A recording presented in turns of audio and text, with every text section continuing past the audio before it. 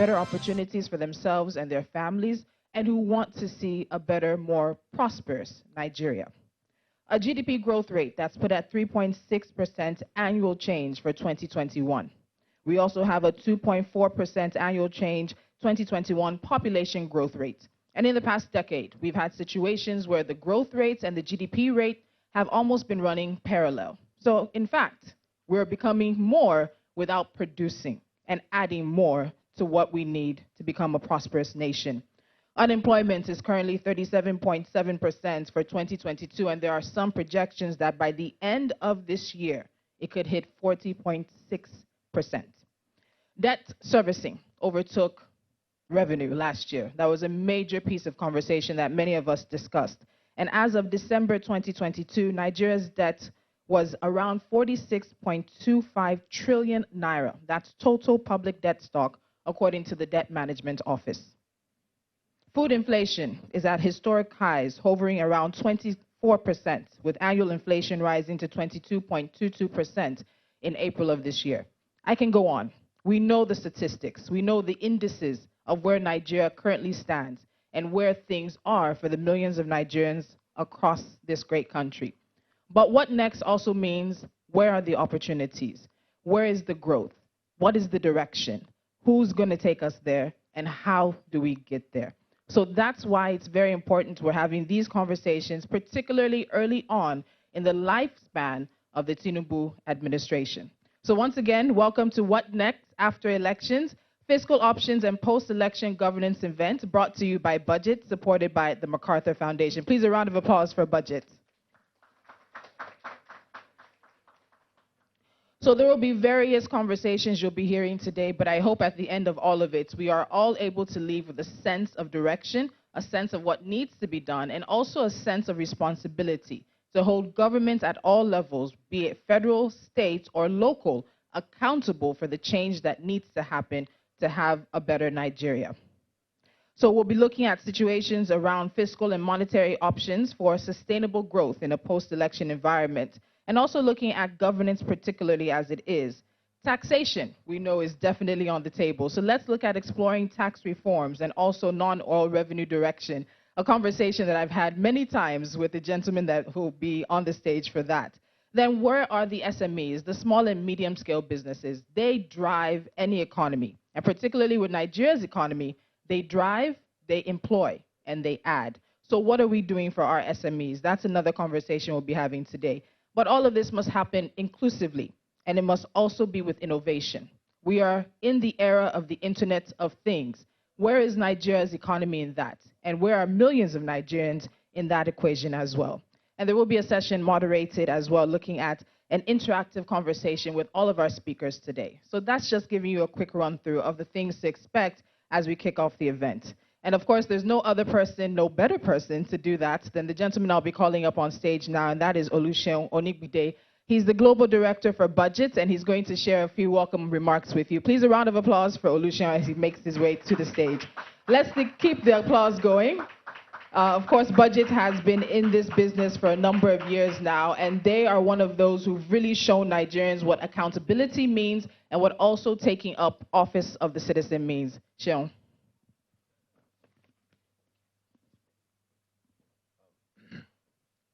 Thank you very much for the opportunity, and a lot of thanks to our speakers, our guests. Thank you, Tolu. A lot of thanks also to our board members who are here, and also to the team of Budget for putting this together. My name is Oluseun Onigbide. I'm the board director for Budget. And when we conceived this idea, we believe that the new government, whoever gets chosen, elected, or sworn in, there has to be some hard questions. There has to be some hard decisions that have to be taken.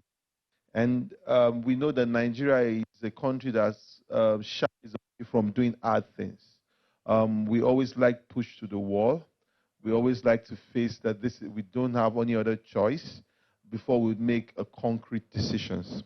And in the last few weeks that we've had a new president, we have seen some concrete decisions being made around removal of fuel subsidy, around exchange rate unification, which is still undergoing a market discovery. We've also seen some bills being passed. But the question was that a whole lot still needs to be done before we can take Nigeria to the place.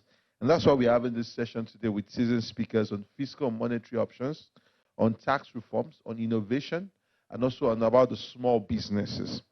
In my own view, there are a few things I all care about when it comes to having a new government. And the first thing I always care about is what is the culture of that government? What exactly, when people think about that government, when they talk about that government, what do they see? Do they see a pro-market, a pro-people, a government working in terms of driving efficiency, or do they see another government focus on nepotism, prebendalism, and also pocketing public resources? What do people see, or what do they hear, or what do they feel when they hear about a government or institution?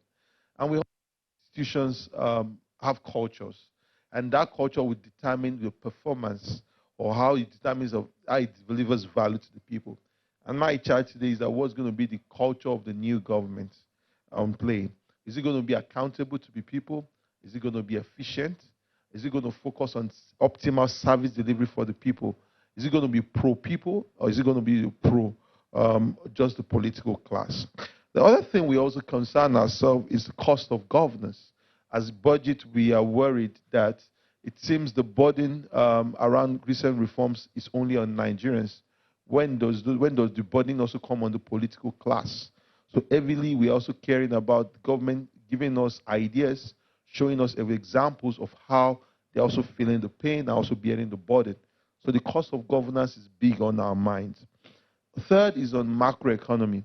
The recent years, we have seen intense focus on spending and spending haphazardly, borrowing without no end, either from the CBN or either from foreign or domestic markets. That's eroded the stability that we've had at the macroeconomy.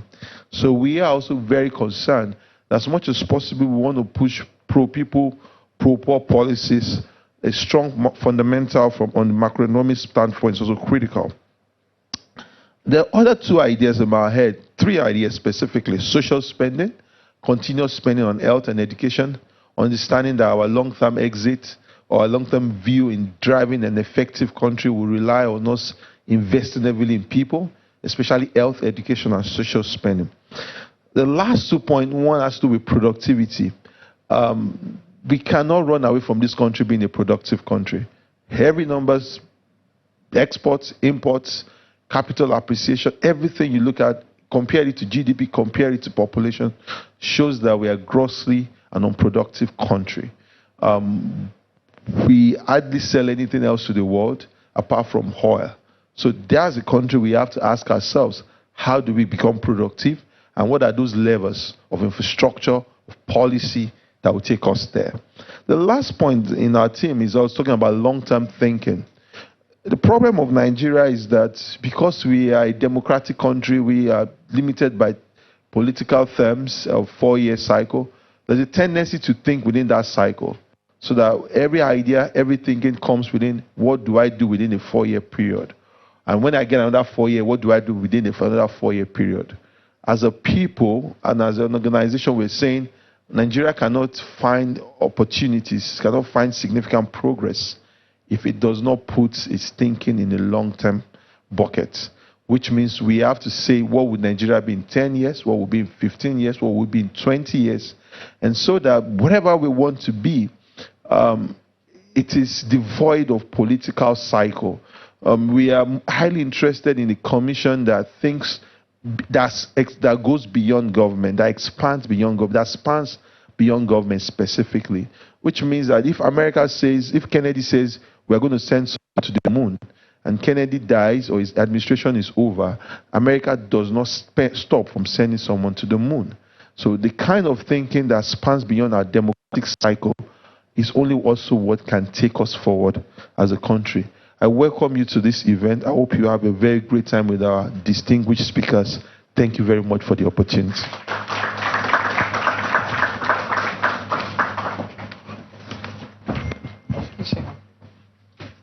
Thank you once again. Please, another round of applause for Oluseun Onibide. So he has situated the work and the focus that budgets will have, particularly with this administration. But beyond that, one of the very most powerful things that he said was towards the end, where he said it has to outlive administrations. It has to outlive political cycles. And when we look at options, options should not just be answers for what ails Nigeria today, what the issue with Nigeria is today. They have to be options that lead to sustainable, progressive growth for millions of Nigerians now, but also for millions of Nigerians that will be born in the coming years. So we can't just look to solve today's problems. We have to look to solve even the ones that come in the coming generations and in the coming years. So as we situate the conversation further, fiscal options and post-election governance, what exactly is that? What does that mean? Is it about extending a hand over the aisle when it comes to the National Assembly? Is it about having the most diverse National Assembly we've had in a number of years, the 10th National Assembly, having everyone work together? What are we looking at when it comes to issues around post-election governance and how that will play out for the lives of millions of Nigerians? And what are the options? There's very limited space right now that Nigeria has, very limited options, some would say, for the president in terms of what he can do with the current situation of Nigeria's economy. But we might be surprised to find out that there are more options than many of us have realized. So I'm going to call up right now the head of research and policy advisory for budget, Iniobong Usen. Is going to take us through fiscal options and post-election governance. He'll go deeper into that as we look forward to hearing from our speakers on each aspect of today's program. Please, a round of applause for Iniobong as he makes his way to the stage.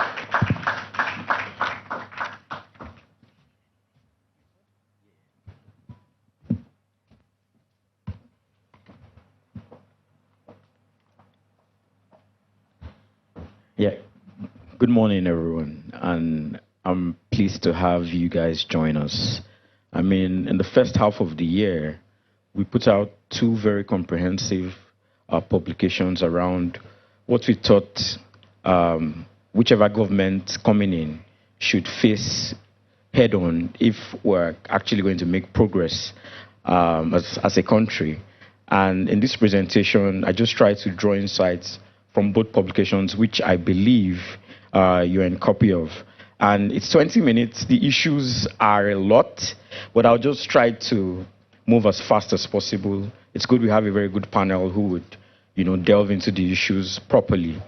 Quickly, I'll just take us through a trend of macroeconomic fundamentals, budget performance, Nigeria's debt situation, PFM challenges, and recommendations. On your screen, you can see we tried to do a trend analysis, looking at some of the macro fundamentals, the oil price, oil production. As you can see, between 2015 and 2022, the oil price had fluctuated, due to a myriad of reasons, some of them domestic, but largely global. And if you look at oil production, it's been on the decline from 2015 to 2022. In fact, as at September last year, we were doing less than 1 million barrels per day, and that displaced us as the largest producer of oil. So in that particular sector, not much growth has happened over the last decade, and we would see in the next couple of slides. If you look at inflation also, and the largest contributors to this, food inflation, as you can see, as at February last year, we had it, February this year, sorry, we had it at 24.32%. And I believe this assessment was done after the effects of the Naira redesign policy had been taken into effect.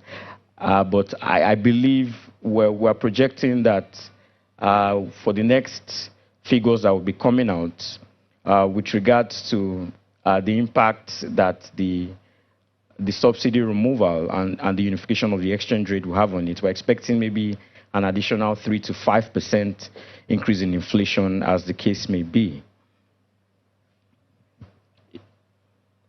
If you look at the exchange rates and interest rates, this is something we're very familiar with.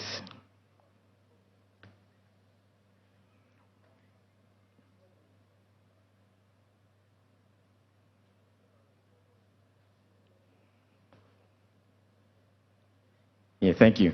The exchange rate and the interest rates.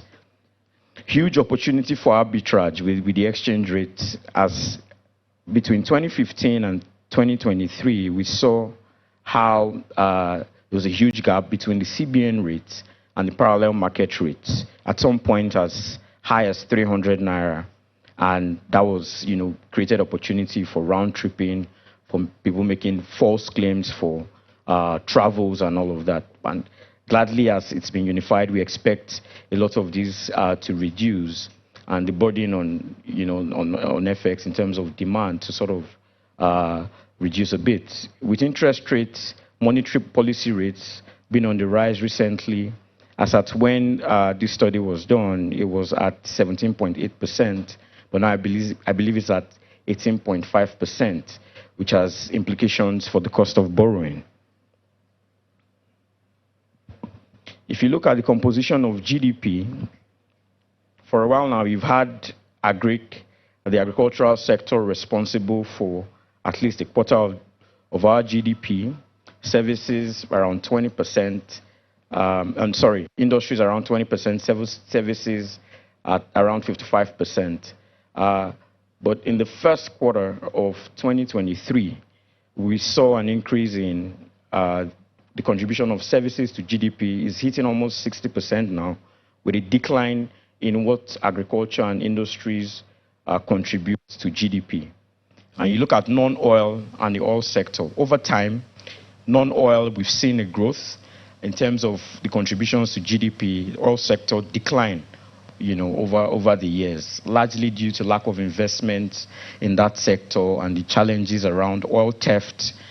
So that's been largely responsible for the decline in terms of the contribution of oil to our GDP. But if you look at the gross domestic product in terms of size, we've had relative growth. But if you look at it in terms of the GDP per capita, it's been somewhat stagnant. That's because you have your population growing faster than your GDP. And so there's not been a lot of movement in terms of our GDP per capita. For a very long time, we've not been able to do more than $3,000 in terms of GDP per capita. Then we come to budget performance. I mean, in terms of revenue, flogged this over and over. We have one of the poorest revenue regimes you would find anywhere in the world. In the last 8 years, we've not done more than 69.88% in terms of performance, for revenues. So it means we've been projecting more than we've been able to raise in that period. And what has been the implication for that? The implication of that has been that there's been an increase in the fiscal deficit, which has increased our debt profile as a country and somewhat made us a little bit distressed, especially if you are looking at our debt service to revenue. In 2021, about 88 to 90% of what we generated as revenue was used to service our debts. In fact, in the first 4 months of 2022, about 118% of what we had raised as revenues was used to service our debts. So it means we're in the negative for those first 4 months. But if you look at the budget performance, you would see that, say for 2015, where we had about 94% performance, relatively it's been fluctuating. 2016, 72.54%. In 2022, as at November, it was 70.95%. Now, what's the implication for citizens, for the economy? Whenever you underperform in terms of your expenditure, there are implications for infrastructure, implications for service delivery, implications for providing goods and services that are meant to improve the lives of the average Nigerian. And these implications find meanings in the life of every Nigerian. People are unable to access quality education. People are unable to access quality healthcare. The state of infrastructure would usually be in disrepair.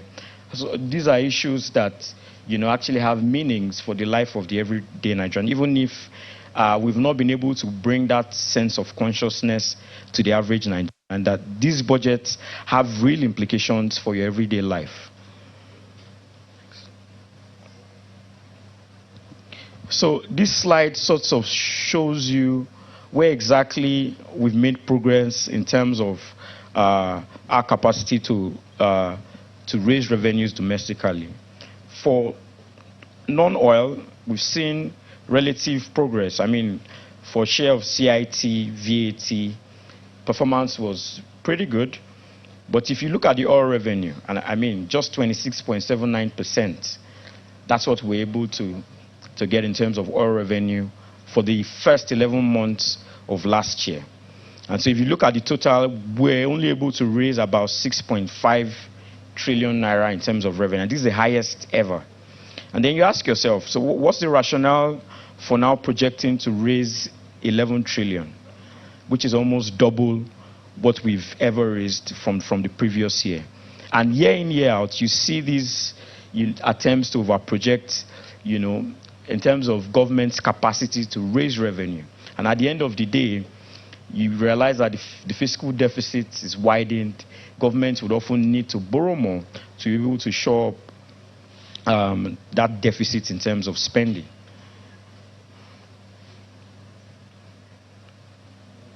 Of course, I've mentioned debt at least 5 times in the course of this presentation. Now, what you see in your screen, on your screen, as at 2022, is you don't have your ways and means as part of that. So, as at December 31st, 2022, we had our total debt profile at 46.25 trillion.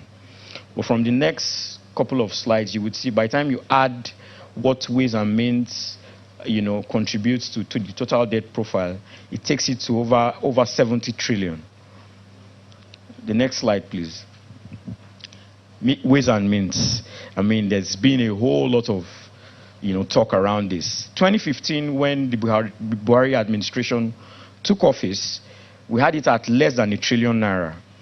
In that 8-year period, it had grown it to 24.6 trillion. Worrisomely, for 2022 alone, what we got as ways and means, or CBN overdraft, as the case may be, was about 7.2 trillion, which was more than we raised as revenue, which I showed in the previous slide, at 6.5 trillion for 2022. Now, the CBN Act has provisions for what you are able to borrow as government in terms of overdraft. And the threshold is supposed to be 5%. But if you look at the last column, ways and means as a percentage of previous year's revenue, you realize that from 2016 to 2022, it rose from 57.49%, which was supposed to be not more than 5%. And as at 2022, we're doing 155.17% of previous year's revenue. Implications for this, contributes at least 20% to your inflation, apart from what the exchange rates would often contribute to inflation in terms of the disparity between the CBN rates and the parallel market rates. PFM issues, like the Shehu had mentioned earlier, a lot of the reforms we've seen with the new administration has been around things that would impact the average Nigerian, impact businesses. But we've seen very little movement in terms of what kinds of, cuts or lifestyle changes that politicians should be making.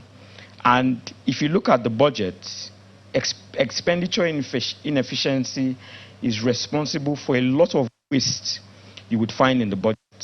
Our budget had done a study of just the 2021 and 2022 budgets to see the level of the impact of the review of the National Assembly as regards, the insertions when that budget review process is happening. And for 2021-2022, we realized that at least 25% of the total value of the envelope for capital projects were insertions by the National Assembly members. And what's the nature of those insertions? Street lights, community town halls, boreholes, And these are things that you would expect either the state governments or the local governments, to do. And in most cases, those projects are cited in ministries or departments or agencies of government that neither have the mandates nor the capacity to monitor the implementation of these projects. So you would find a research institute, for instance, somewhere in Kogi State constructing a road in Alimosho, or the Institute of Mechanization providing tricycles to somewhere or a particular community in Jigawa. And you have a replication of this across the budget. The president had come out to say when he was signing the 2022 budget that over 6,500 projects, which ideally should not be the business of the federal government, were inserted into the budget by the National Assembly members. I mean, within this fiscal space we have, which is shrinking, we cannot afford to continue with this kinds of inefficiencies. We also clearly articulated the misalignment you would often see between the budget and the NDPs. Nigeria is usually very excellent at preparing very, very beautiful plans, whether they are mid-term or rolling plans or long-term development plans. But there's usually a disconnect between those plans and the budget. The budget ideally is supposed to draw from those the development plans, but what you see in terms of actual implementation of the budget and what the plans are, there's total disparity. The plans, you would usually have targets that the budget over that period when the plan is supposed to run for intend to achieve, but we've been unable to make progress with that. The third is around taxation, and I don't even need to go too much into this because we have Taiwo Yedele, who is an expert on that. He would, delve more into that. But just quickly, on tax expenditures alone, in 2021, the federal government had spent 6.7 trillion naira on tax expenditures, which was way more than what we're able to raise as revenues in that particular year. So we need to find a way to rationalize tax expenditures. Subsidy removal, of course, that has been addressed. It was at the top of our recommendations. That has been addressed. Solid minerals revenue, very, very important. We have not been able to raise more than 7 billion naira yearly in terms of solid mineral revenue yearly. And this is a country that is blessed with solid minerals in commercial quantity in every state in the Federation. What has happened around solid minerals is that these minerals have become conflict minerals, and ungoverned spaces have been created around those minerals. So it's become impossible for government to regulate the sector, whether willingly or unwillingly, and to sort of make gains from that particular sector. So if we are going to broaden the revenue base, this is one area, one sector that government needs to really prioritize investments in and properly regulate so that we can get the full gains of that particular sector. FGN independent revenues with specifics to the operating surpluses. The Fiscal Responsibility Act is clear as to how operating surpluses should be remitted to the consolidated revenue account of the government. 80% of the operating surpluses of MDs, GOEs, or government-owned enterprises, as the case may be, is supposed to be remitted to the consolidated revenue fund account of the federal government yearly. But what we've seen year in, year out is that the MDAs set up by law and funded by the budget have blatantly refused, in a lot of cases, to remit these operating surpluses to the pool, which should be used to fund the budget. The chairman of the Fiscal Responsibility Commission had come out on several occasions to say these MDAs are not cooperating with the commission to be able to first properly calculate what these operating expenses should be, and then have them remit these surpluses to the Federation account, which should form part of the revenue pool. The last, which I had alluded to earlier, is around the National Assembly appropriation powers. Those powers are not clearly articulated in the law, the Constitution. And so the powers have been abused where they are able to insert over 6,500 projects, most times in ministries that should have no business implementing those projects in the first place. So as budget, we feel that the judiciary probably need to clearly come in and interpret the law as it regards the limits or the scope of those powers to be able to legislate on appropriation bills. Else that happens, we are going to have this constant, pillage of nation's resources through the budget. So quickly, just to quickly run through some of our recommendations for time, I'd spoken earlier about rationalizing tax expenditures. We also looked at things federal government could do by enacting a budget law to fine-tune or streamline the budget process, to amend the Fiscal Responsibility Act. This is very important because the Fiscal Responsibility Act is supposed to ensure fiscal discipline, ensure transparency and accountability. But the major challenge with that act is it serves as a dog that can bite, but not that can bark, but not bite. So you have a lot of provisions that are supposed to guide how MDs act, but no penalties for these MDs when they breach specific provisions of that act. The act has been in the National Assembly. The Amendment Act has been in National Assembly since 2019. There's been a lot of politics around it, but that act needs to be amended to give it the powers to be able to bite, as the case may be. Subsidy removal, that has already been addressed. Unification of exchange rates. There are still things around items on the prohibition list that we feel should be reviewed. Improve the ease of doing business. This cannot be overstated. Power, very important. Security, very important. And the last thing, consequence management. This is one area that successive governments have failed. We now live in a country where there's no consequence for bad behavior. People feel they can do whatever it is they want and get away with it. We had issues with oil theft, over 700,000 barrels stolen per day. Till date, I don't know of anybody who is currently being investigated or who has been arrested or who is currently in court for that. And so there's no deterrence for bad behavior. People just feel you can fleece the resources of the state, you can break the law and get away with it. The CBN Act, as regards the Ways and Means, is also another example. There were clear provisions of the law that you do not exceed 5%. That was done. Instead of finding a way in terms of, to address that, the government rather went to the National Assembly to try to regularize it. And this is bad signals in terms of trying to, provide guidance on how the rule of law or order should sort of prevail in society. So I'll leave it here for now, and I'm sure a lot of these issues will be addressed during the course of the presentations. Thank you.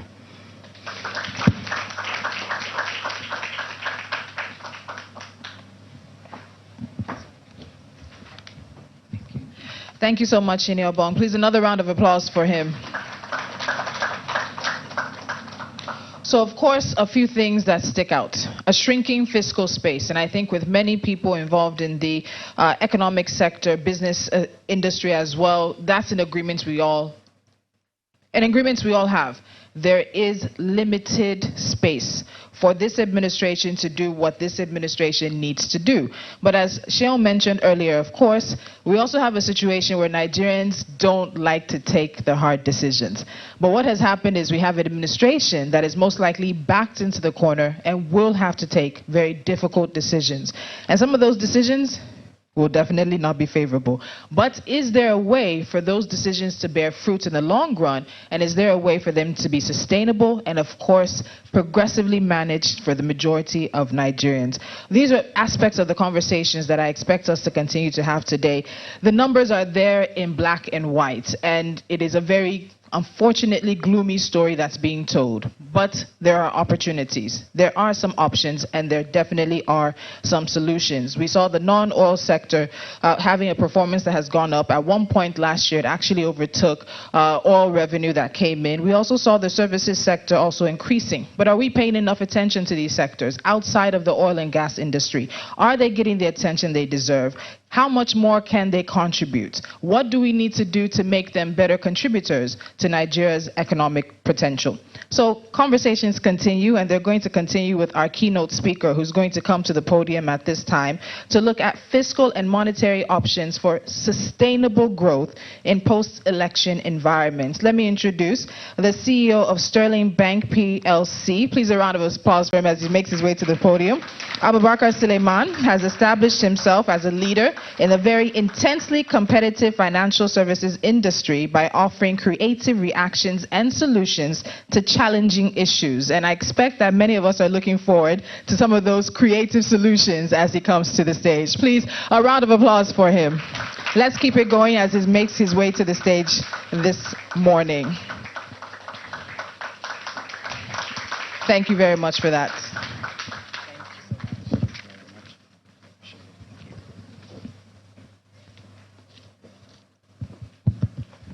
Good morning, ladies, gentlemen. I noticed that when we were clapping for Budget, we didn't for MacArthur Foundation. I felt maybe we should clap for them as well. And it's good to start by saying that the work that has been done by the team behind Budget is unprecedented. Every single person in this room is in some small community on social media where we all profile solutions. We all know the answers to the problem. But rarely has that been translated onto a platform that is globally respected, that is collaborative, and has given us the opportunity to genuinely start to shine the torchlight where it ought to be shown. And thank you very much for the work that you've done, all the members of the team. My work today is really to sort of take us on a journey of looking in the dark corners and see what is hidden there. Because there's something that's got to be missing. When you look at the Nigeria's balance sheet, Nigeria's revenue profile, something is missing, and where is it? You can't have a country of 215 million people. That's my own data. That's where I feel comfortable. It could be 220 or 190, but I feel it's around, I think it's over 200. You can't have a country of that size where that number of people are being fed every day. They all have something to do. And then come up with the kind of government that we come up with. Something is missing. You don't create that amount of economic value, and all we can show for it is a 6.5 trillion naira revenue for the federal government. Even if we treble that and we say it was a 20 trillion naira in revenue for the government to govern, there's something fundamentally wrong. And until we find it, I don't think all of the reforms that we're thinking of can happen. So my job is really to sort of take us on a journey and look around, what are the areas, what are we missing here? Right. So where can we find, to my mind, if we find 15 trillion naira of additional revenue every year for the next 4 years, we'll be able to fund the ambition of this government. And I think we can find it. So let's look around. Please, let's start to go with it. So here are some basic assumptions so that nobody keeps taking us back on what about corruption, what about stolen money, what about, all of that is true. But we're not going to address all of that here. So here's some basic assumptions to guide us. Let's move on. Corruption is real. But more importantly, corruption is everywhere. It is the corruption of our society. It's not a corruption of a government. It's not a corrupt government and a decent, well-performing people. The only reason we keep going back to government is that we think that they are the one that can change that. Or more importantly, we think that they are corrupt with our money. But corruption is real. It's a societal problem that needs to be dealt with as a holistic approach. The civil service is underpaid, is undermotivated, is underperforming. It is tooled to be corrupt. In other words, the civil service today is broken by design. There's nothing you can do today. There's no person, a normal person who will live a normal life on their revenue that can take a civil service job today. There are very few exceptions to that, and you can find it in places like the Nigerian Deposit Insurance Corporation, for instance. I like that example because they're well paid, they're paid like the public service. We see the same thing with the Nigerian Sovereign Investment, the NSIA. There are areas where people are well paid and potentially less corrupt, right? So, but the average public servant is designed to be corrupt. And until you change that design, nothing is going to change. even if we had zero corruption today, and we take all of the money we have and we put it in governance today, it is we'll be underserving our people. We will not be able to provide the things that only government can provide for the people. So something is bigger than that. So we may need another series to discuss corruption. This is just not going to be enough for that. So let's sort of move on to the next slide. Okay, so I'm going to struggle because I don't see my whole screen. So either we move the last chair or something. So where does our revenue come from? Because today I'm really interested on the revenue side. How do we grow that? Let's keep on. It comes from our resources. It's our human resource, and it's our financial resources, it's our mineral resources. It is the application of our resources that generates revenue. Government simply takes a share of that revenue. And people must be, the bulk of the revenue that funds the US government comes from payroll taxes, not even from company taxes. People have to be the number one. And in terms of people, we've got the number. That's the quantity. We're struggling with the quality, and we're struggling with employment, which is the combination of that people with other resources. Intellectual property, this is something that I can't talk about today, but I believe that the IP is not just about know-how. It's also a culture around how you utilize knowledge. And of course, it comes from businesses. This primarily is how we create value. In fact, if you think about it carefully, the government exists to enable number two as set up by number one. In other words, the reason the government exists is because number three needs someone to set the rules to enable them function or to deal with the stuff that they cannot deal with. And of course, we have the capital, which is not just financial, it's machinery, and I also think about the intellectual know-how as capital. And there is real estate, the things that you can touch, effectively the foundation on which you then build creative value. And finally, we've got our natural resources, both renewable and non-renewable. And in some cases,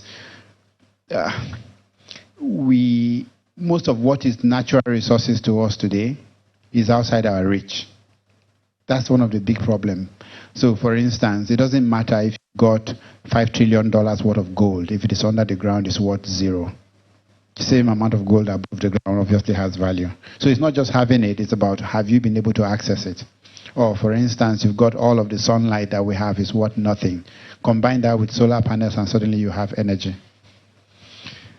And, of course, the brand. I think this is the one that, unfortunately, we've done very little to build.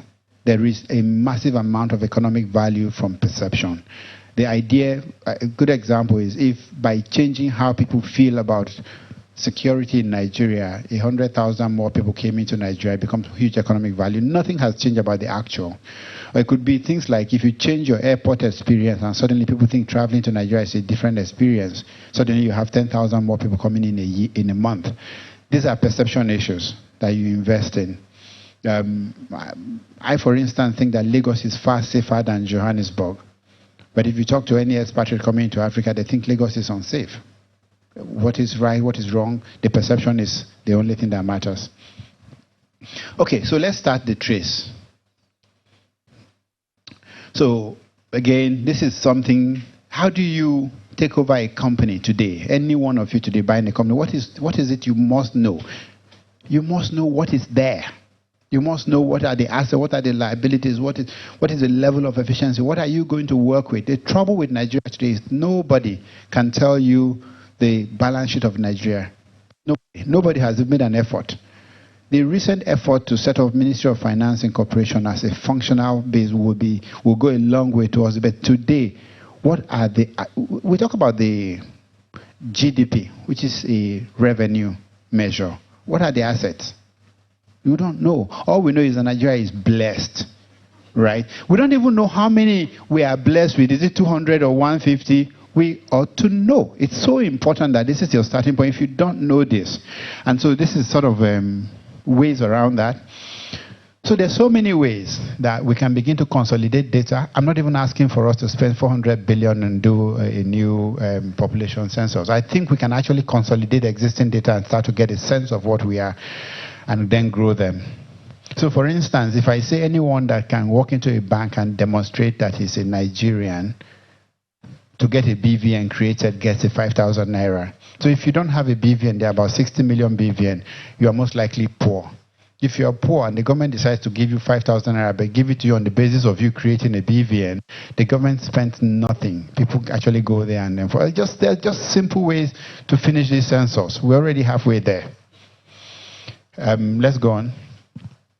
Why is this so important? Again, everybody talks about data. Well, this is the root data. This is the original data on which everything is built. Without knowing the number of people you have, and of course the other resources, you have no data. And I think for as long as we are the political entity that we have become, it is very difficult for an independent census conducted by the Census Commission to be seen as an authentic data source. And so sometimes you have to rely on external. Why do you bring auditors, for instance, to come and tell you what is in your own house or your company? Because sometimes it's just so that you can take away the emotion. And so we should think about how we use external sources. I've never heard anyone, for instance, question the BVN, right? But that data has been collected over close to 10 years now. And the fiscal implications are significant, not just on the revenue side, but also on the expense side for planning. What are we planning with? Let's go on. Okay, so for me, this is the most exciting slide that I've seen in a very, very long time.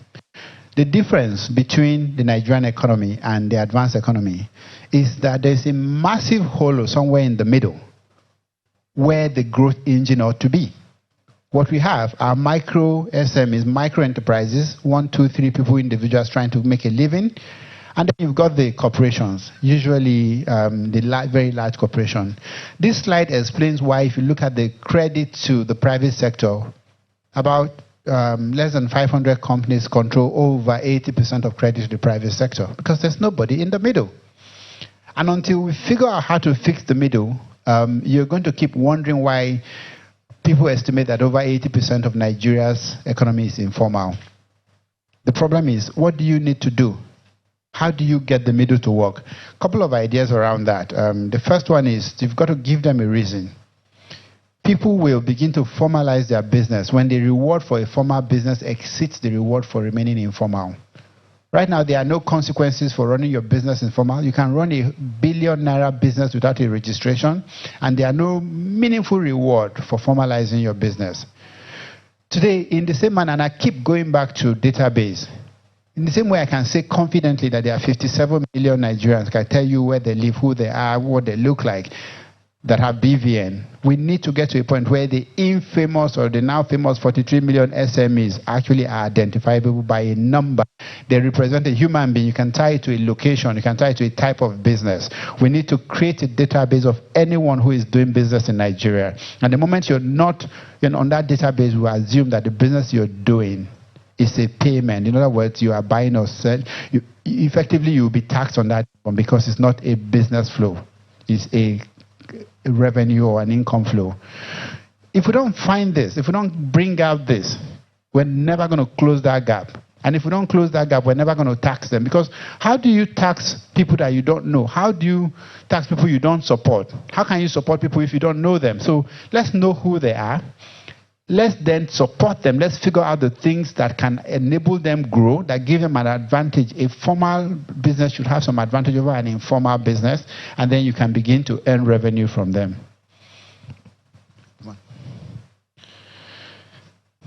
Okay, so I kind of tried to go through a couple of numbers here.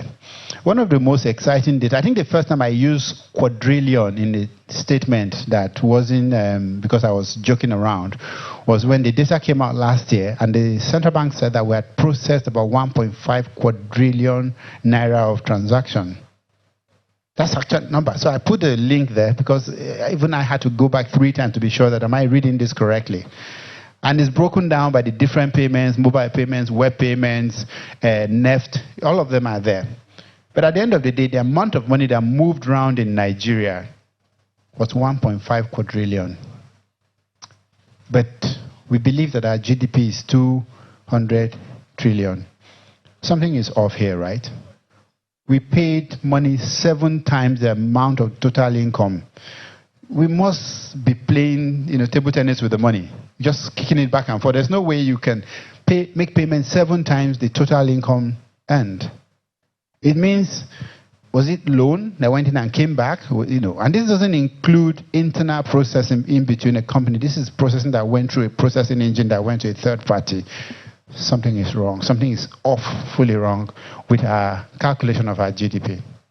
But when you now layer that over the GDP, as calculated, the 200 trillion calculated GDP, the revenue that the federal government planned for was 3.7 of GDP. That's what they planned for.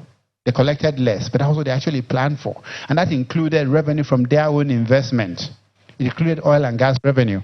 When you now take that total revenue that they planned for and you layer it over the total payments that happened, is 0.5% of the payment that happened. So something curious about these numbers. And I'm not jumping into any conclusion, but I'm saying something is happening here, something the government ought to be paid a lot of attention to. Based on these payments, we're talking about 3.4 trillion in payments for an economy that we have all agreed is 551 billion. Again, food for thought. It also means, for instance, that if the government was to just charge 1%, federal government was to charge 1% on every payment and to cancel every other taxes, it actually would have made twice as much in revenue. I don't know. It's an idea. Let's keep going. Right. So, tax where the money is. This problem we face is not just a Nigerian problem. Never mind the fact that there are countries that are effectively taxing already. Even they have a problem. So let's sort of go on. So here are a few anecdotes that tells you why this problem is not very far from where we are.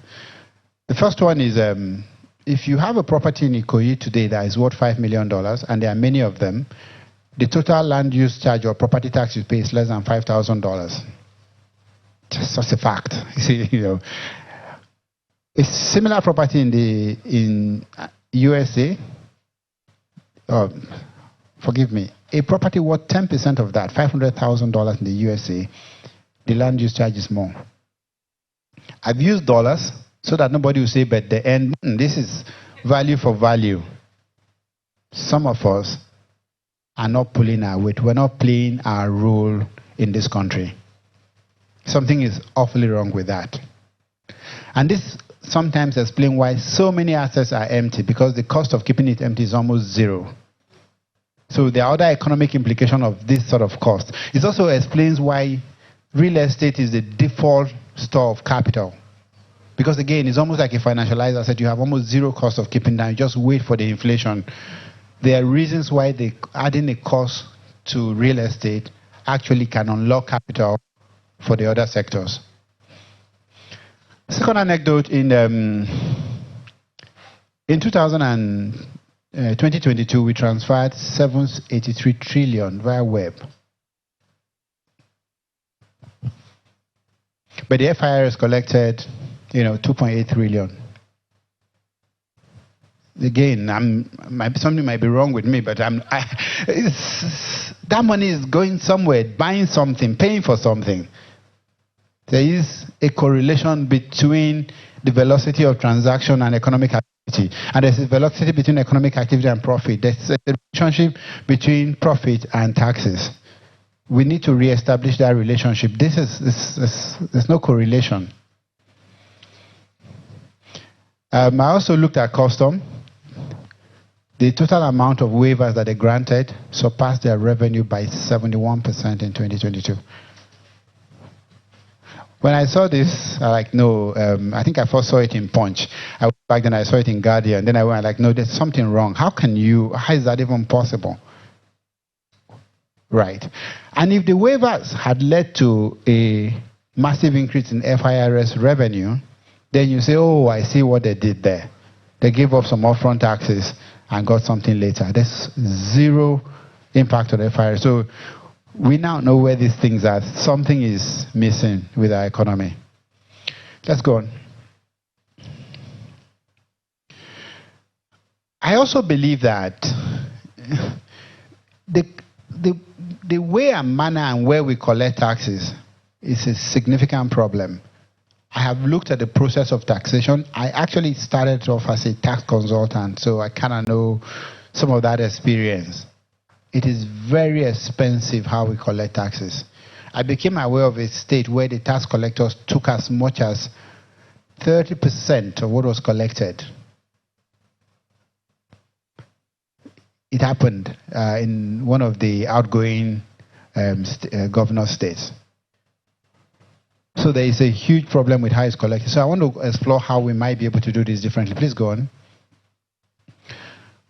And so sort of start to play around with the number. If we look at the web payment I showed earlier, you can get 19 trillion from charging 2.5% of it. If we move on to, if you look at the NEFT payment, which is usually the bulk payment, the bulk transfers, just 1% of that is 4.7 trillion. We collected less than that in a combination of custom duties and FIRs, or just about that. If you look at property taxes, the estimate is that about 42 million homes, of which 25% of them are standard homes. The 75% are deemed substandard. If we collected roughly the minimum wage, and any one of those 25% probably has a security guard at the gate. If we collected the minimum wage per month, that's 3.8 trillion. State taxes, but I thought it was important to highlight just how under collecting we are when it comes to taxes from those who can pay. Please go on. So I wanted to highlight the fact that the problem is not just a uniquely Nigerian problem. Even the countries that have, the OECD, I think the tax GDP ratio is closer to 30% now. Even they have a problem with taxes and the fiscal balance sheet. So a couple of ideas. And I think our president just flew to Paris to go deal with that problem. And if there's anything I know about him, he's going to come back with some answers. Right? Like he will remove another subsidy and we'll solve it. Which is a serious problem. There is a petrol subsidy, which is the middle class subsidy, but there are bigger subsidies that needs to go. And if we don't talk about them, then we're not going to move forward. Please go on. So the question is, if we're going to reset the balance sheet of countries today, where are the monies? There are only two set of people that can solve this problem. It's going to be the transnational corporations, and it's going to be the HNIs, the billionaires and the millionaires. And this is the argument that is being pushed now. Please go on. And so we expect, for instance, that multinationals, some of them in this room, we're talking about 240 billion easily. The estimate is actually closer to 500 billion in taxes because of the rules. They're not breaking the rules, let's be clear. But the rules over the years have been designed to favor those who have the power to influence those who make the rules. In other words, they own the government. And then if you look at the... Right, so I brought this out specifically because this is the kind of direction that is going to lead to change. There are going to be some tax activism. There are going to be some countries that will break away from existing rules. Nigeria, for instance, has determined that the only way it's going to get any value is to tax the transnational technology companies that operate on its borders. And that's the direction that we're headed. Okay, so let's try to wrap it up. Go on. So subsidies, how much exactly are in the various subsidies that I've hinted at? So move on. We've looked at petrol subsidy. We think that that's easily 6 trillion if we continue what we did this year.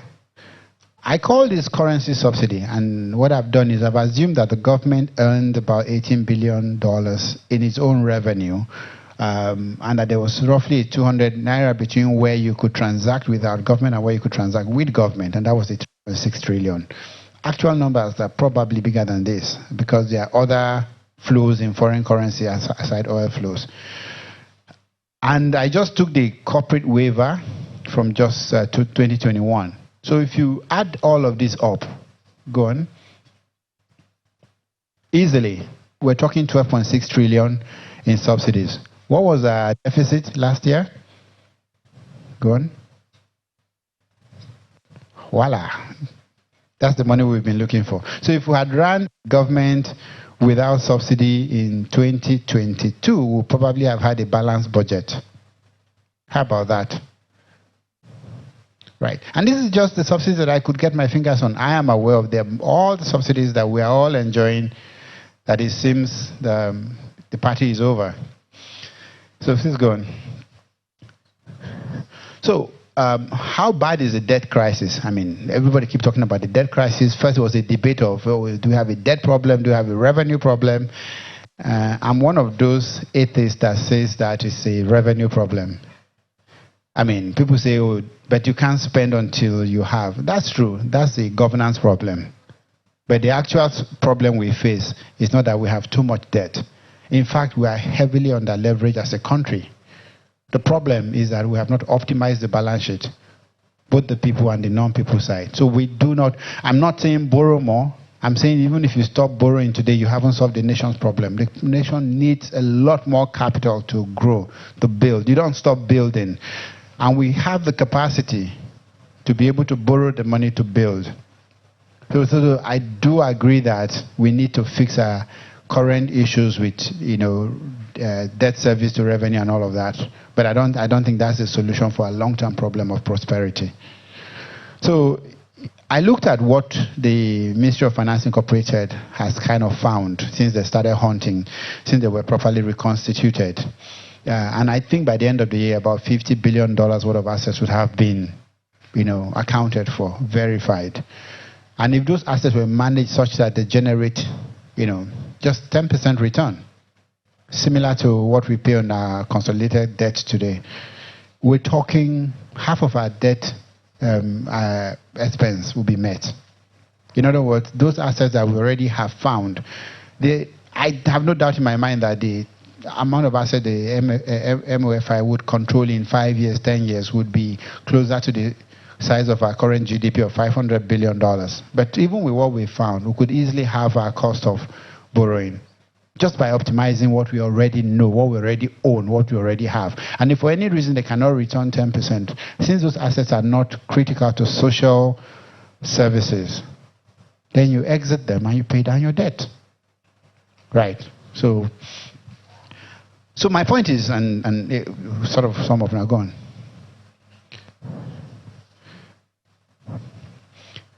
And this is my advice to the incoming government, or to the now present government.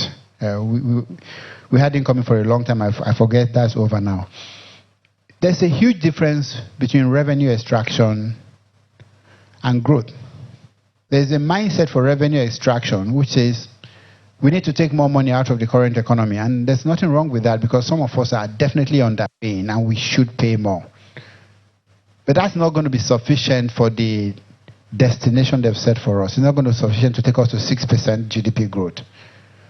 So that mindset is embedded in every point of interaction with government. And if the president dictates that that mindset is a growth mindset, which means that they are more interested in how you scale what you oversee than how much of it you extract, then we can change the government. So I looked at a couple of... So the thought process is, look, the taxes are important, but the reason government exists is actually to enable us grow as individuals, as corporations. That's the primary reason. We created a government because we thought with the government we can grow with less friction. So taxes is just consequence. It's just the price we pay. It's a bit like going for dinner. The food is the reason you're there. The bill is, you have to pay the bill at the end of it, but you can't just go and pay the bill and say you've had dinner. Right. So let's move on. And so that we're not just saying, big statement. Growth is employment. And it's not just employment of people, it's employment of facilities, of assets, of land.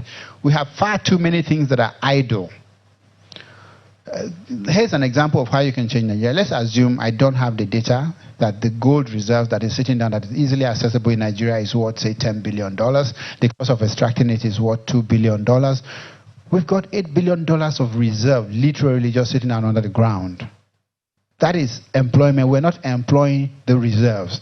Same way with we've failed to invest in oil and gas over the 16 years that we debated the petroleum industry bill that eventually became an act, 16 years late, right? That is asset that is unutilized. It's about employing assets, not just human being. And you can't employ human being until you employ the, again, basic economics, land, labor, and all that stuff were thought. So employment is key. You cannot employ unless there is security, right? Nobody is going to.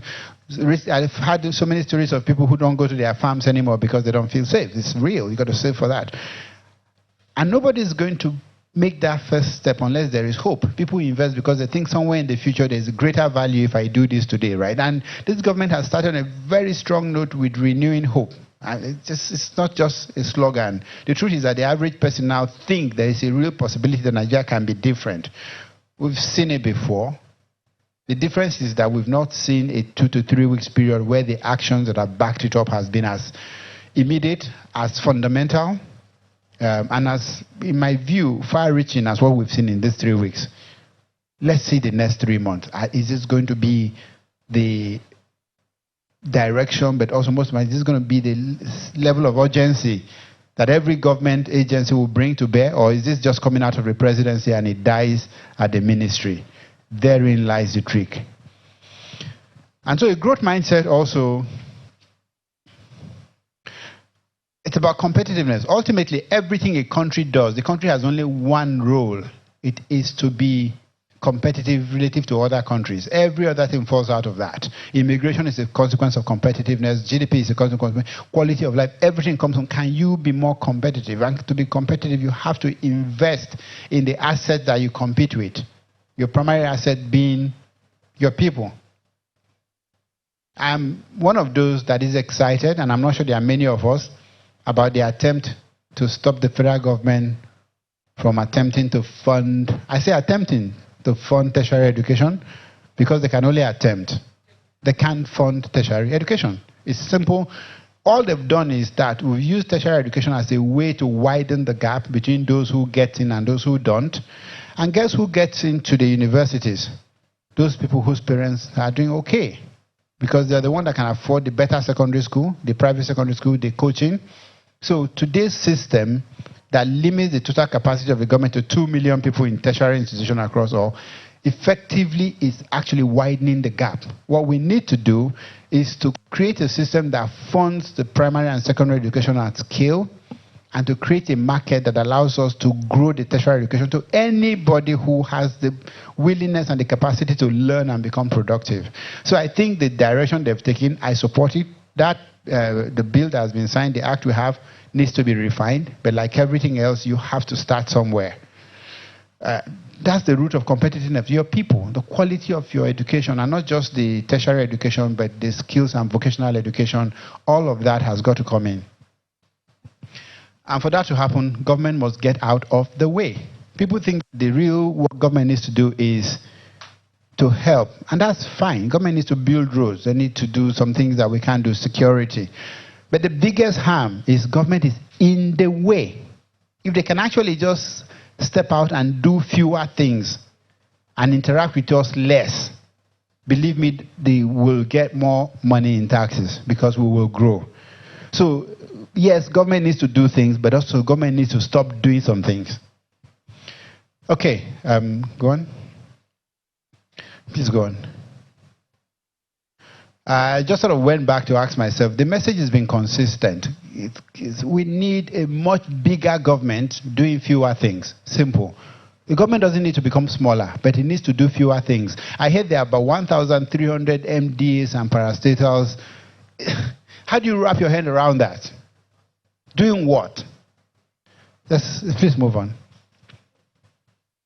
So, yes, we need to eliminate the subsidies. We need to end the waivers.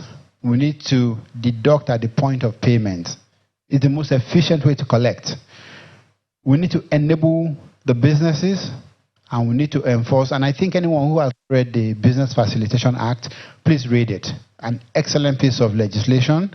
It's how much we can push it that will determine how well the government will behave. Please go on. And there's a deficiency of governance. We know that. Please go on. We need to do fewer things. Go on.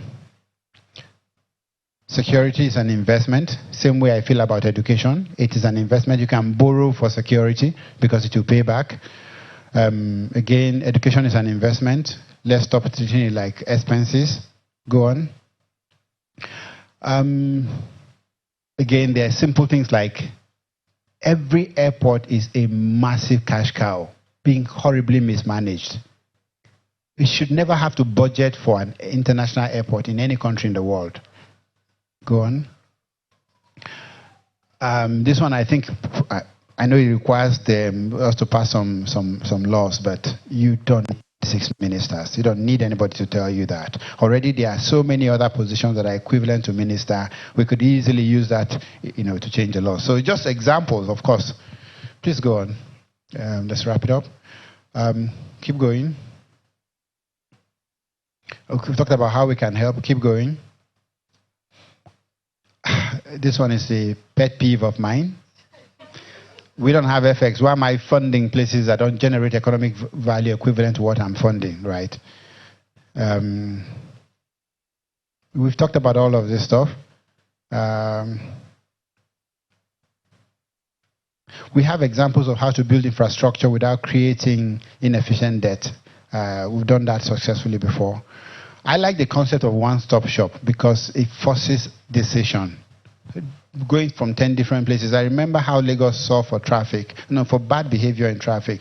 If you go one way and they catch you, they send you to about 5 different places located at about 5 different ends of Lagos to go and make the payment, collect the receipt, get tested. So they're using efficiency to change behavior.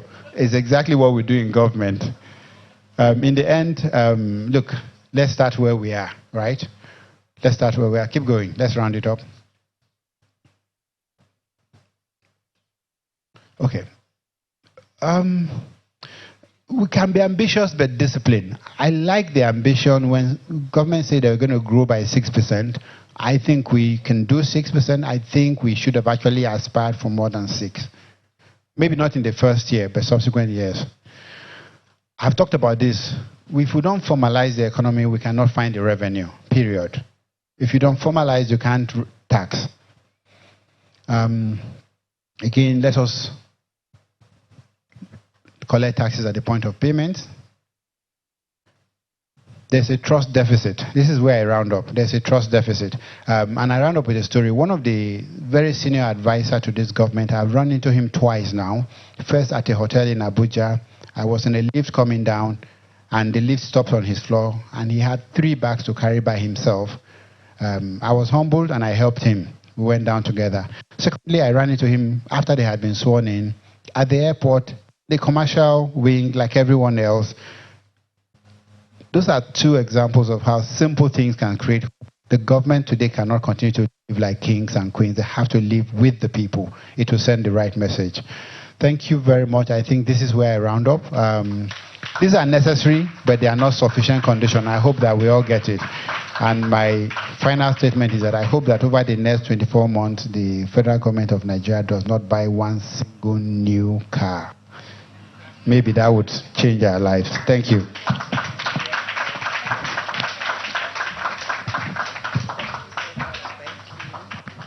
I think we can do much better than that.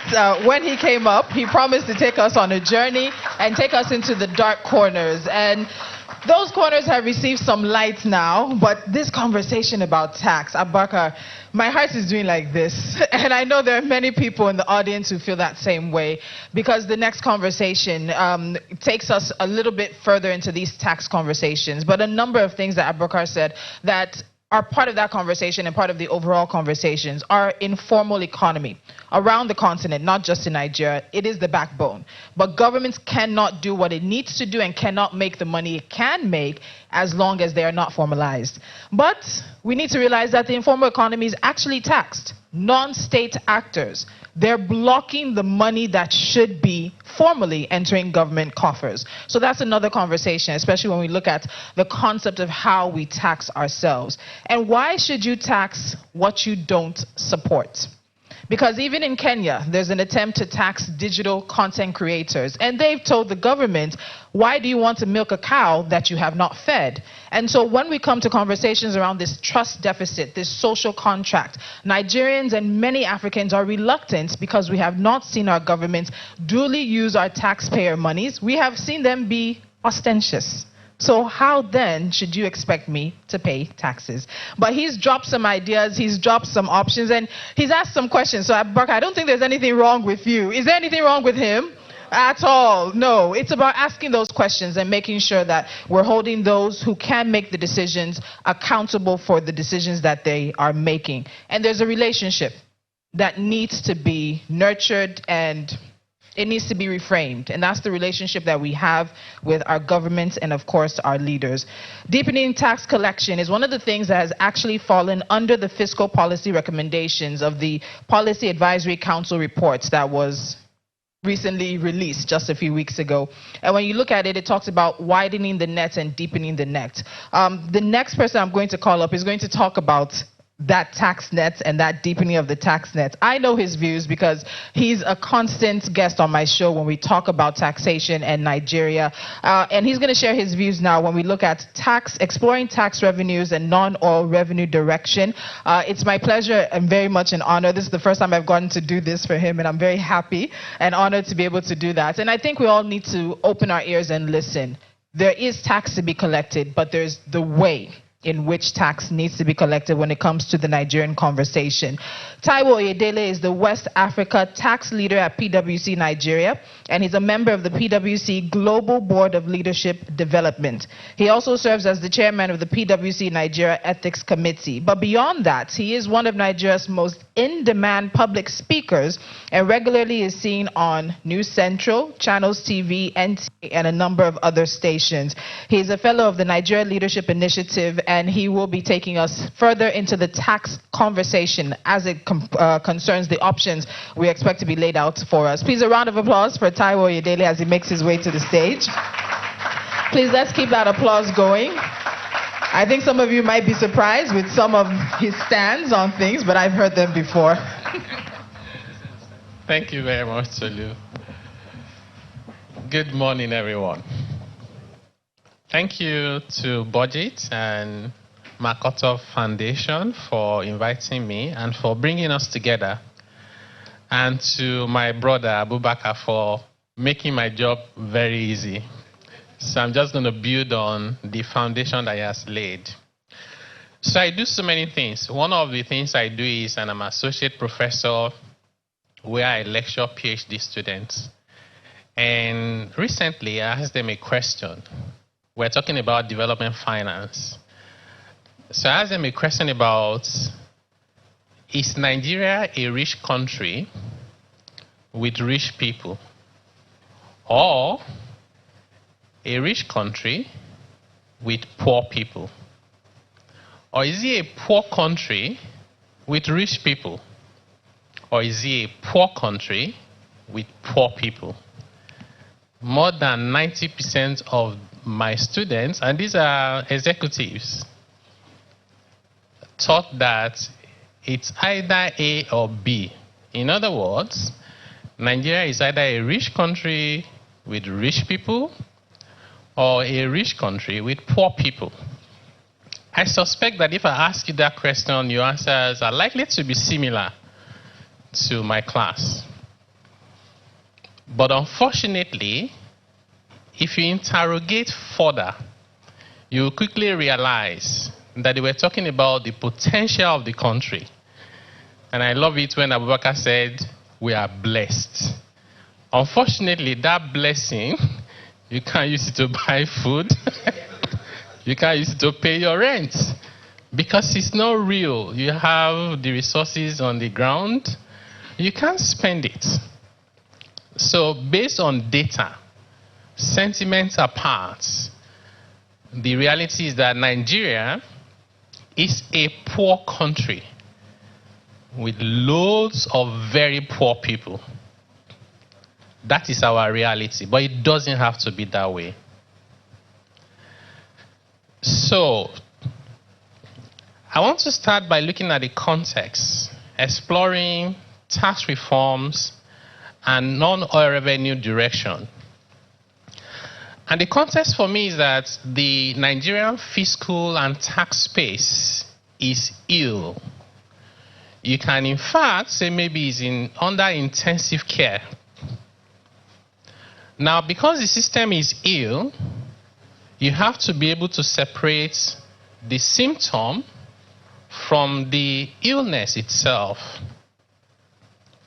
Some of the symptoms of that illness is the low tax to GDP ratio, is the rising debt profile, it is the high cost of funding that borrowing, it is the fact that we have informal taxes being collected by non-state actors, estimated in some cases to be more than the IGR of some states. There was an estimation that the agberos in Lagos collect over 100 billion naira a year. I have not seen, I'm waiting to see, one road that they have fixed in Lagos State. Yet that revenue they collect is more than the IGR of any state in Nigeria other than the top 5 states. And we pretend like everything is okay. The symptoms also include implicit taxes. This is when, after paying your taxes, if you had paid, you then have to take care of what government should normally be doing for you as the fiscal exchange for the taxes you have paid. We have all manners of earmarked taxes. Government says, maybe we cannot fund education and we think we should be funding it. Can we set up a tertiary education tax fund and ask people to pay? Fast forward, it's not working. Somebody will say, maybe we need science and technology, NASENI levy, ask companies to pay. Somebody will say, actually, we also think there is a bit of information technology, need that levy, ask companies to pay. Oh, someone will say, oh, how about NYC? Maybe we are not funding it enough, NYC levy. Every single thing, you think that the problem is revenue, but that's a secondary problem, right? The more of this you have, the more the problems you create. Not only do we have those multiple taxes and earmark levies, we also have multiplicity of agencies collecting those revenues. And I'm not surprised because I've seen that before when Abubakar said, you know, there are places. Those places could be a state, it could be local governments, where consultants that have been asked to collect taxes take as much as 30-35%. But of course, we know it's not because the cost of collecting tax is that high. It's because some guys are making money for themselves at the expense of the country and of the people. It's even more painful that those expenses are not reported. They take their own money from the source before they report the revenue. And then we say the revenue is not enough. Anyway, those are the symptoms. The real issue is that we often mistake, right, the symptoms for the disease itself. Now, if you do not correctly diagnose an ailment and prescribe the right solutions, chances are that you will never be able to cure it. In fact, after you have prescribed, you have to diligently administer that prescription while you are monitoring the recovery of that patient. So the real issue for us, the real problem for us is that the social contract is broken. The whole essence of government is that we have collectively agreed that we need order, that we need the rule of law, that we need to be civil. And then, of course, we can't take care of ourselves all by ourselves. You cannot, if you want to drive from here to Ibadan, you can't build the road just to drive. If you want to fly from here to Kaduna, even if you are Aliko Dangote or Bill Gates, who is in Nigeria now, you can't build the airport everywhere you want to fly to. We say, let's come together and contribute. And then we appoint some servants to serve us and spend the money. That's how government is supposed to work. That contract is broken, resulting in poor tax culture and low tax morale. In one of my activities, I headed the research table for the NESD, and we got some funding from Bill and Melinda Gates Foundation. We did a national study on tax morale in Nigeria. Even for me, I was surprised when I saw the results. Only 17%, 1/7 of Nigerian adults believe that it is right to pay your taxes and pay it correctly. 83% see nothing wrong with not paying your taxes and evading them. When we did the study for businesses, it was only slightly better. Only 29% of businesses think that they should pay the right amount of taxes. And when we asked them why, they said they do not trust government. Number two, they said we do not get sufficient fiscal exchange for the little we have paid. And number three is that the system is corrupt and it's complex. And I agree with everything they have said 100%. Unfortunately, two wrongs do not make a right. We have to fix the problem. It was not imposed on us by God or United Nations. We created the problem, so we must find the solutions. Because we have complex system, incommensurate fiscal exchange, with little or no accountability, we are unable to raise the revenue that we need for development. In fact, in one of my analyses that I did a few months ago, I concluded, based on data, that the problem is not paying high taxes. The problem is what government is using those taxes for. In my analysis, I realized that Denmark, Finland, those Nordic countries pay the highest rate of tax. Some of them pay over 60%. Imagine paying more than half of your salary in personal income tax. The GDP, the tax to GDP ratio for those countries were around 40+%. But when I looked at it further, the public spending to GDP was over 50%. Not only did they collect so much from their people, they spend even more for their people.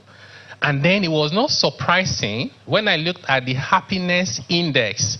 These two countries were number 1 and number 2. How can people pay so much in taxes and be the happiest in the world?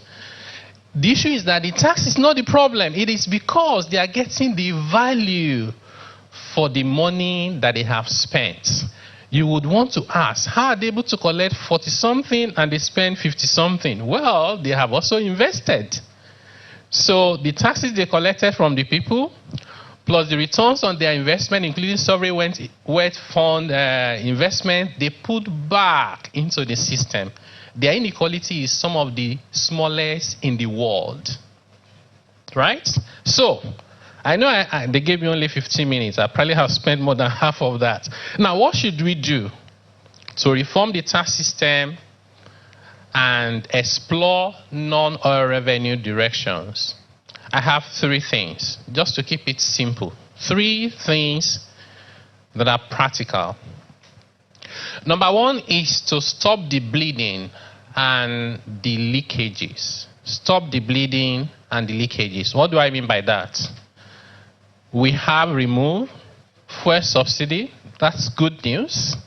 It's a big source of bleeding for these patients, remember? There's also the FS subsidy. Hopefully has also been removed. We have unproductive tax waivers, and Abubakar said it, tax expenditure, right? And even in the presentation that my brother made earlier on. The problem itself is not with the tax waivers. It is the fact that they are unproductive and sometimes distortive. It's even bad enough to be unproductive, which means I spend like 10 for the value of 2. The fact that that exercise itself discourages other people who want to create value means that the value that I'm destroying is even more than the waivers I'm giving away. We have wasteful interventions. Thank God some of them have been taken away, like RT200, like dollar for naira or naira for dollar. What does that even mean? I have to buy FX at the parallel market rates for my inputs. I manage to export. You say, by the way, I must bring my dollar back and give it to the government so that they can recognize that 460. Of course, I will refuse to bring it back. You say, okay, you know what? If only you can just bring it back, we'll give you an extra 16 naira. It still does not make sense. And then to add insult upon the injury, the central bank will now tell us at a conference or public events or press briefing that because of this, their initiative and intervention, on which they have spent hundreds of billions of naira, now some people have brought back their FX. It is painful, because you know what you are doing is wrong. And you paint it like you are the messiah for Nigeria. And then government will even give you a national award for creating so much damage to the system. We have very high costs of collection. We have contract inflation. You know that it's surprising when you sometimes see people in government, all the way to the president. I haven't seen this president complain like that, but President Buhari did it a lot. He will come and complain about MDAs not complying. I say, is it me that's supposed to fix it? The reason why you're the president is you have the powers, fix the problem. There's something called firing. You sack people, right? And you owe them zero explanation. In fact, you sack them and pick them up quickly. If I'm Nigerian, for one day, that's one day all MDAs will over comply. It's not your money, right? You don't own it. Now, in fact, until you address that leadership by example, government itself has to lead the way. If you read the Auditor General's reports, Auditor General for the Federation, which I believe is economical with the truth, even at that, the little that the Auditor General managed to say is depressing enough, including the fact that the presidency, the National Assembly, the EFCC have been defaulting in paying their taxes. Not only their own taxes, when they deduct taxes from contractors, from their employees, they do not remit, and nothing happens. Impunity. And you expect the man and the woman who is hustling inside the hot sun, inside the rain, just to make 1,000 naira a day to make ends meet, should be excited to pay their taxes. Of course, we should not be surprised that the tax morale is low. In fact, we need to commend those who are still paying their taxes in Nigeria. If I tell you that, and Budget did a very good job in one of the reports that you already have, you see that over the past 5 years alone, the interest that Nigeria paid on ways and means to the central bank is over 3 trillion naira. But that's not where I'm going. The place I'm going is, if you read the Central Bank Act, there's a requirement that the Central Bank of Nigeria must return 75% of its surplus to the federal government, because CBN Act makes the federal government of Nigeria the sole shareholder of Central Bank. 100 billion naira, 100% owned by FGN. It says, return, right, 75% of your surplus to the federal government twice a year. I have not seen one error. We create problems for ourselves that are completely unnecessary. First, you decided you pay the central bank interest at MPR plus some spread. I don't understand why you have to pay such a high rate of interest. which increases all your numbers in the wrong direction. And then this revenue you should then collect from them by way of distribution, you haven't collected. That depresses your revenue. And then you're surprised that Moody's and everybody downgraded Nigeria, and your cost of borrowing goes up. We have to start solving our problems that we self-inflicted on ourselves. We need to harmonize multiple taxes. Officially, there are over 60 different taxes in Nigeria. Unofficially, over 200. And I say these with all authorities. I'm not making it up. I spent a long time with the manufacturers compiling these taxes. You know, the way to do it was we just asked manufacturers, tell us the taxes you pay and who you pay to, and give us evidence of payment. In one state, Rivers State, 197 taxes was what manufacturers alone paid.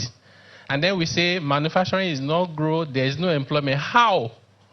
We tax them to death even before they have started.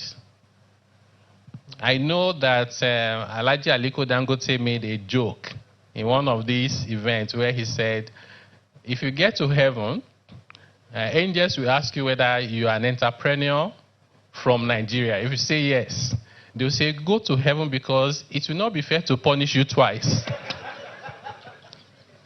All your suffering you have suffered already in Nigeria. So I do think that, and by the way, despite all these multiple taxes, more than 98% of the taxes we collect in Nigeria across all levels, federal, state, and local government, come from less than 8 taxes.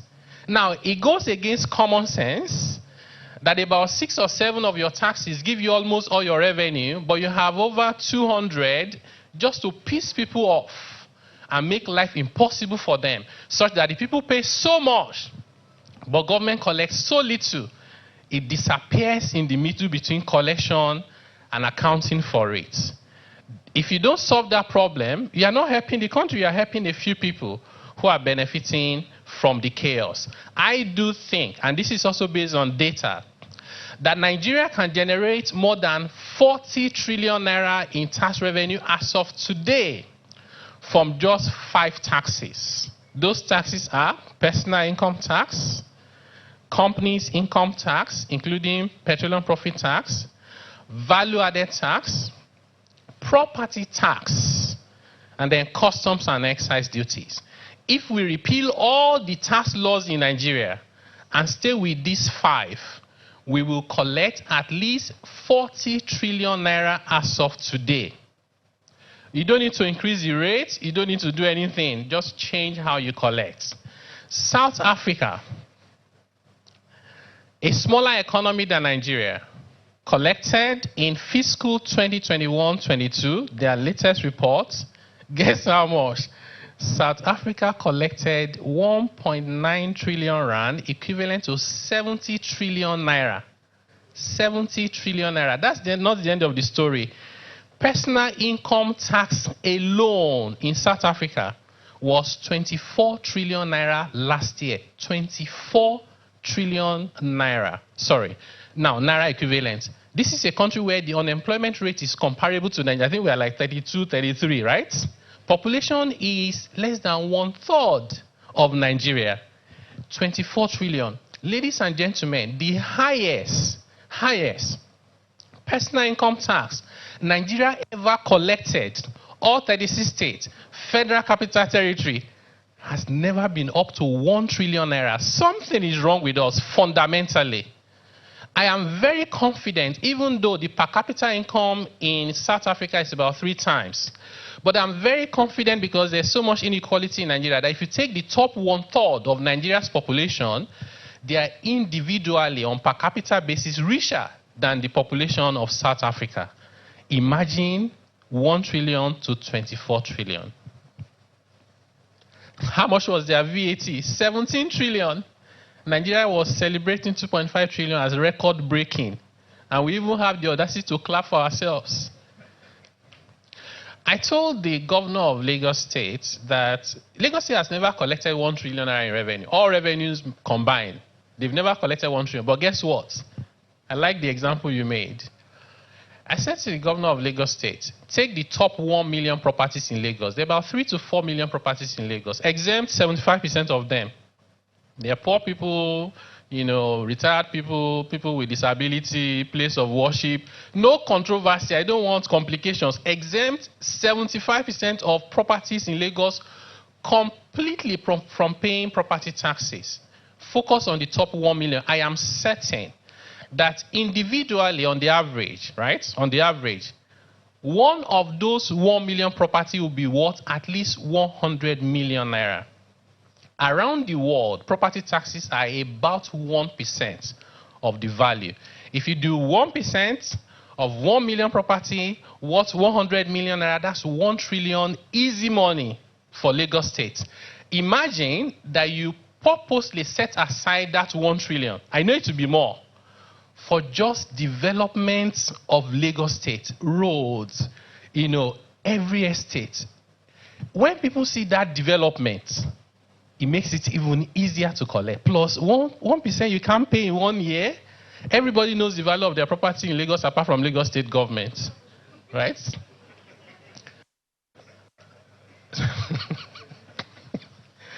Well, I use South Africa as an example. I thought maybe I shouldn't stay with only South Africa. I've decided not to use America and the UK because you say I'm dreaming inside another dream. They say there's a way you have to wake up twice. I dreamed that I was dreaming.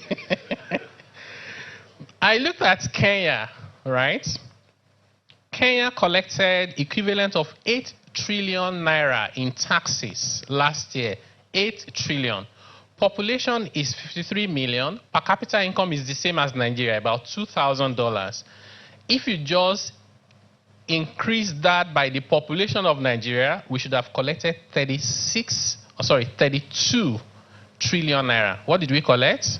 Barely 10 trillion. Now, and then we need to optimize our assets and resources. Refineries, they said we spent over 10 trillion. Produce nothing. Those refineries will not work because it's human factor is the reason why they're not working. If you don't address that, you can do turnaround, you can spend $1.5 billion, nothing will change. NNPC, I looked at Saudi Aramco. They made profit that if you convert to Naira, it will be close to the quadrillion that you were trying to wrap your head around. These guys made over $160 billion in profit and dividend to government. One company, right? Owned by government, but run with the private sector mentality. I looked at the details because I'm so much interested. I concluded that the NNPC is 25% of Saudi Aramco. If we got the efficiency of Saudi Aramco, NNPC should be giving us about $40 billion in revenue, distribution to government, and payment of taxes. What did they give us? They said that the Federation account is owing them. They have failed to give. Now, when they say Federation account, they mean all of us. Sometimes you want to ask yourself whether Nigeria is African magic or whether it is real. Or whether it is real. Okay, I'll move on. So I said I'll tell you 3 things. I told you 1 already. Stop the bleeding and the leakages. Number 2, close the tax gap. Close the tax gap. First and foremost, you need to measure it to know what the gap looks like. I have an idea. And the idea is that without doing too much, just level between South Africa and Kenya efficiency, Nigeria would easily collect about 20% of GDP, and that's about 40 trillion. What are we collecting? About 10 plus. So easily the tax gap is between 20 to 30 trillion as of today. You need to close that. Now there are 3 sub-components to the tax gap. 1 is non-registration and non-filing gap. These people are not even in the tax net, right?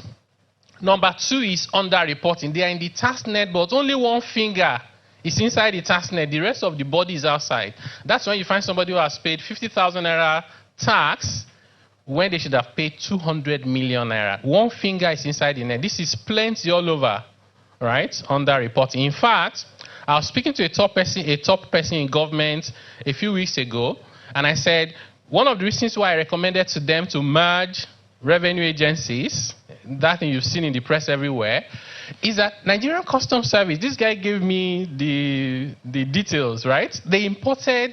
Someone imported bulletproof, very expensive cars. Cars that without being bulletproof will be between 60 to 80 million naira. Now they are bulletproof. And then the amount declared for custom was 2 million per unit. I say people have completely lost their conscience.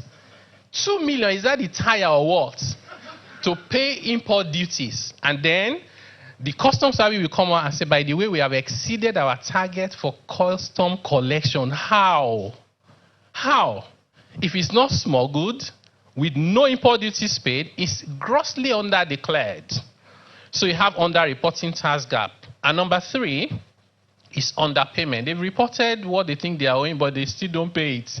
Either way, you don't have the money. So how do we solve the problem? Use technology for tax intelligence. I already told government, forget about tax identification number. We are not at that point. When I hear tax identification number for registering vehicle and stuff, I'll go and register in the name of my grandma in the village. She has nothing to do with the economic system.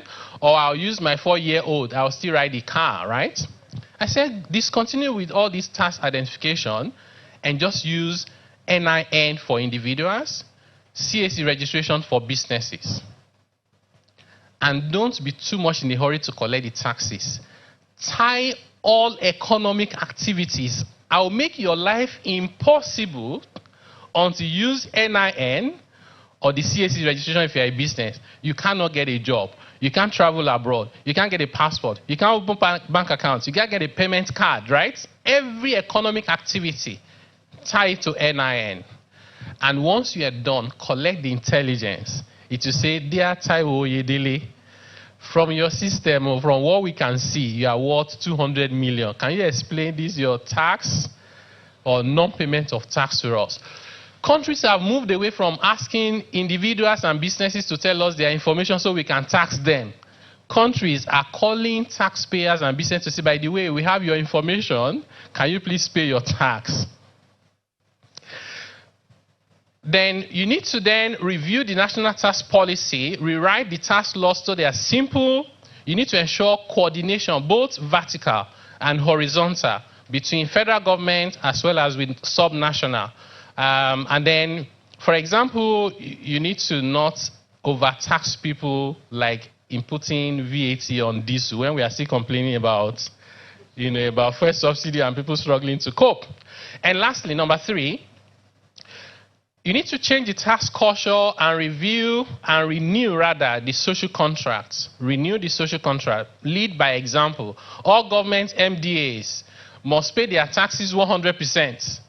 Return their surplus. In fact, you should stop asking them to collect revenue. All their levies and charges and revenue should be collected by the FRS on their behalf, so you don't have to beg them. And then on their own taxes, they should remit. If they don't, fire them, right?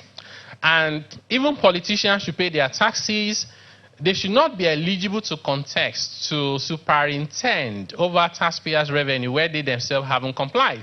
I raised this issue during the election period, and not many people paid attention to it. You know what happened? People wanted to be senator, governor, honorable, and whatever they call it, were required to present tax clearance certificate as part of the screening process. Many of them had no tax clearance certificate because they never paid in taxes before. The taxman made it even worse, added insult upon the injury to say, by the way, if you want to contest and you don't have tax clearance certificate, they now have categories. If it's senator, come and pay this amount. If it is House of Rep, pay this amount. They brought out that list. As if that was not bad enough, some of the politicians looked at the list for their state and they said this is too high. They went to another state where the rate was lower and bought the tax clearance certificate to come and contest. Many of them now are our leaders. We have to change that. You need to prioritize what you spend money on. Particularly, you cannot have 133 million multidimensionally poor people and then you prioritize luxury. You need to take care of them and be transparent and accountable. So I'll close by sharing the quote by Winston Churchill that says, for a nation to try to tax itself into prosperity is like a man standing in a bucket and trying to lift himself up by the handle. That's impossible, isn't it? What we need to do is to reform the tax system, provide the enabling environment for sustainable growth, and revenue would naturally follow. Thank you very much for paying attention to me.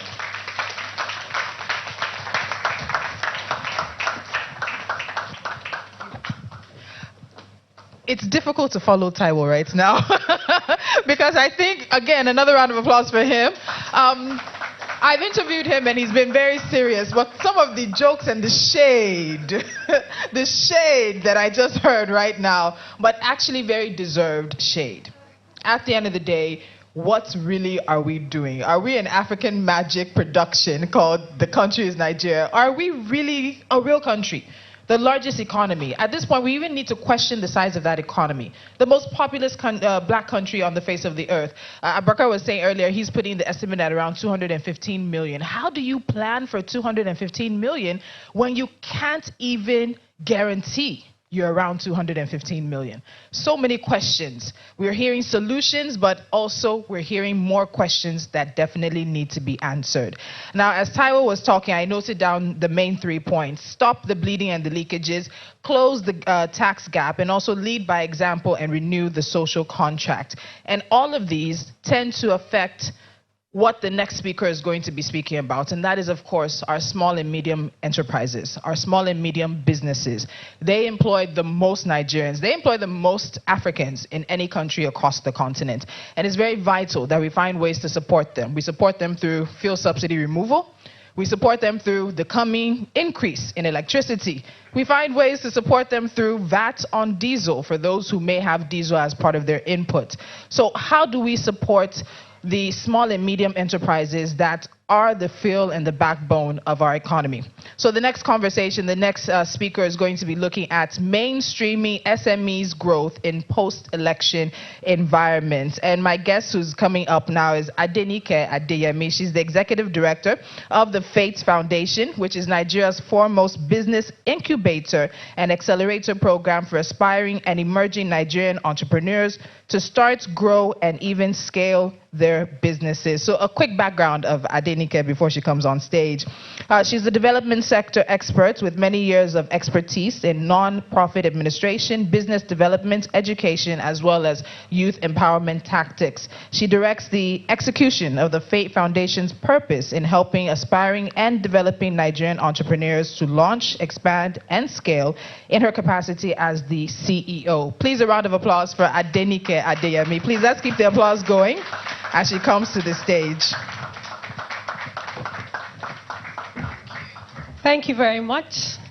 May I also add that I'm a very myself, we're very proud members of the board of budget. So I'll add that too. Great. So the good thing about following Abu and Taiwo is that your presentation is done. I was making a side joke to Abu that thank God I sent my presentation ahead because they'll just think that I copied and I added a number of things to it. So my job is very simple. Thanks again for this conversation, and I think that the way the conversations have been sequenced, they're very helpful to layer on what I want to talk about. I was asked to, please can we share my presentation? I was asked to speak on mainstreaming SME growth in a post-election environment. But I added an M to the SME because a lot of times when we say SME, and I'll go to that data later, if you look at the micro, small, and medium enterprise landscape in Nigeria, the percentage that we think are SMEs are not even up to 4%. And so it's always important for me to always say we're talking about micro, small, and medium enterprises in this conversation. Over the next 15 minutes, I'll talk broadly about the evolving Nigerian MSME landscape. I will speak and share some data sets from our 2022 of Entrepreneurship in Nigeria report. I will also talk about the key issues that we need to address, and I think a lot of that has been emphasized by the two speakers earlier before me.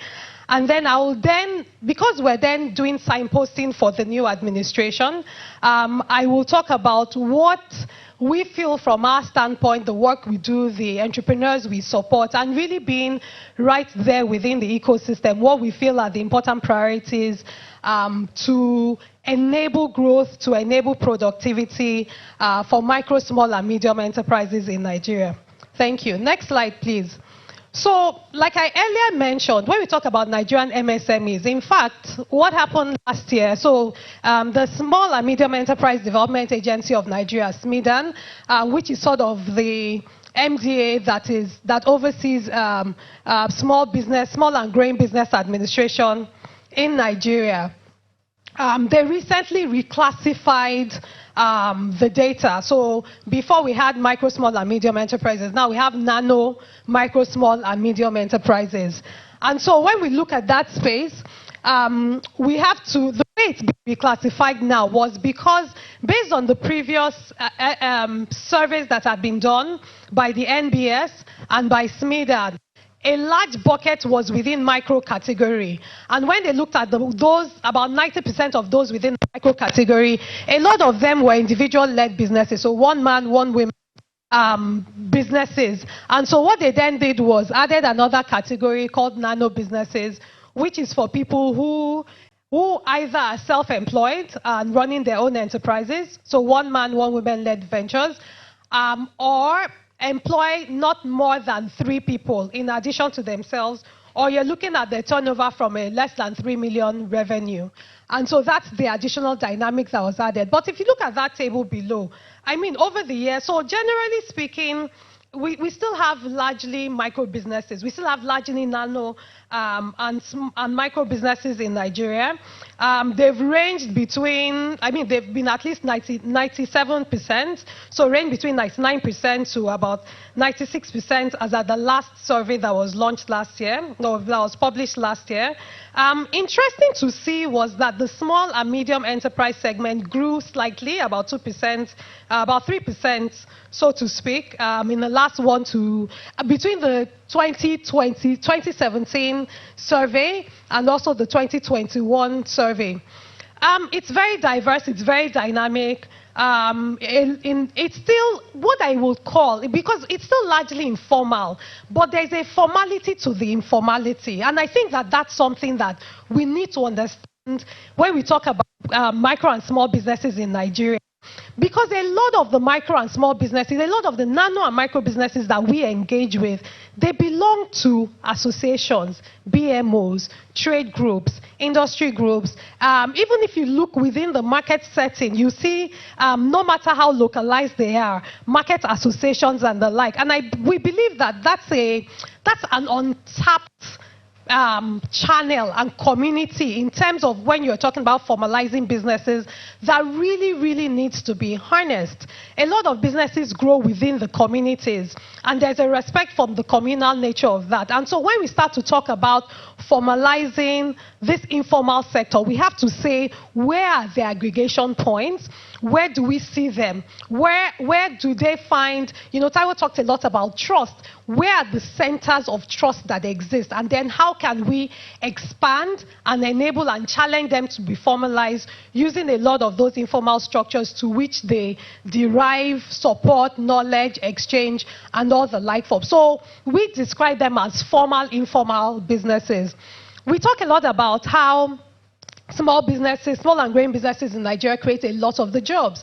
And, you know, sometimes people challenge that. And I always ask that from the 10 people that you know, young people that you know that were recently employed, you probably, and this is non-Lagos people, by the way, so maybe not necessarily people in this room, but if you ask people who are probably outside of major cities and the like, or maybe in peri-urban centers, who pays them? They're small businesses. 7 out of 10 people will tell you that is somebody running a small business somewhere that is paying them full-time, part-time, informal, whatever way. That's how they are. And so that's why for me, even the job data, I don't even feel, if we probably even look at it a bit more, we'll see it even probably at 90%.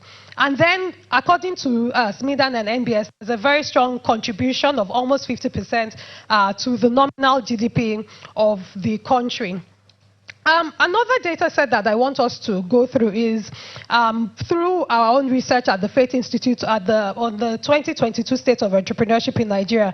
And I will encourage you to download it on our research page.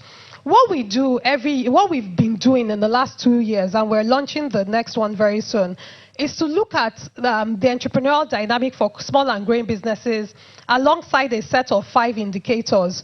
We look at the business performance, so business mortality, growth, creation, and the like, how well it's doing from a revenue and performance perspective. We look at the ability of the entrepreneur to be able to acquire skills, to be able, whether it's financial management, financial literacy, and all the like, to be able to build the entrepreneurial skills and experience. We look at innovation and technology, and this is not in the very technical point, but really just baseline ability to use basic tools, basic technological information to be able to make decisions, or to be able to process transactions, operations, or banking and the like. We look at the perception of opportunities. How well do they feel that, they still want to continue to run a business despite the environment? And obviously, like the last 2 I've spoken on, we look at the enabling environment dynamic. Not surprising, the enabling environment dynamic, has ranked lowest consistently, and I think the last 2 speakers have spoken a lot about that. But what is very surprising to us is that Nigerians, a lot of people still feel that there's so much opportunity in entrepreneurship. I always joke around whenever we have to meet other people doing work in other countries. Some of the questions people ask, how do you inspire a culture of entrepreneurship and innovation? And I'm like, that's not our problem. We actually have to be discouraging people that it's not everybody that should be running a business, right? And so there's a high, in fact, even more than now, even despite the challenges of the environment, I know a number of people who have closed down businesses and will go and set up something else, right, to do that. And I think that that is such an unharnessed potential and opportunity in terms of just how people feel that there's an opportunity to develop and grow their income and themselves, or even just provide and address the situation using entrepreneurial opportunities in Nigeria. The other interesting data for us, which obviously will not be surprising, is that we have a large number of young people, increasingly so, running businesses. So 80% of people that run businesses are between the ages of 15 to 39.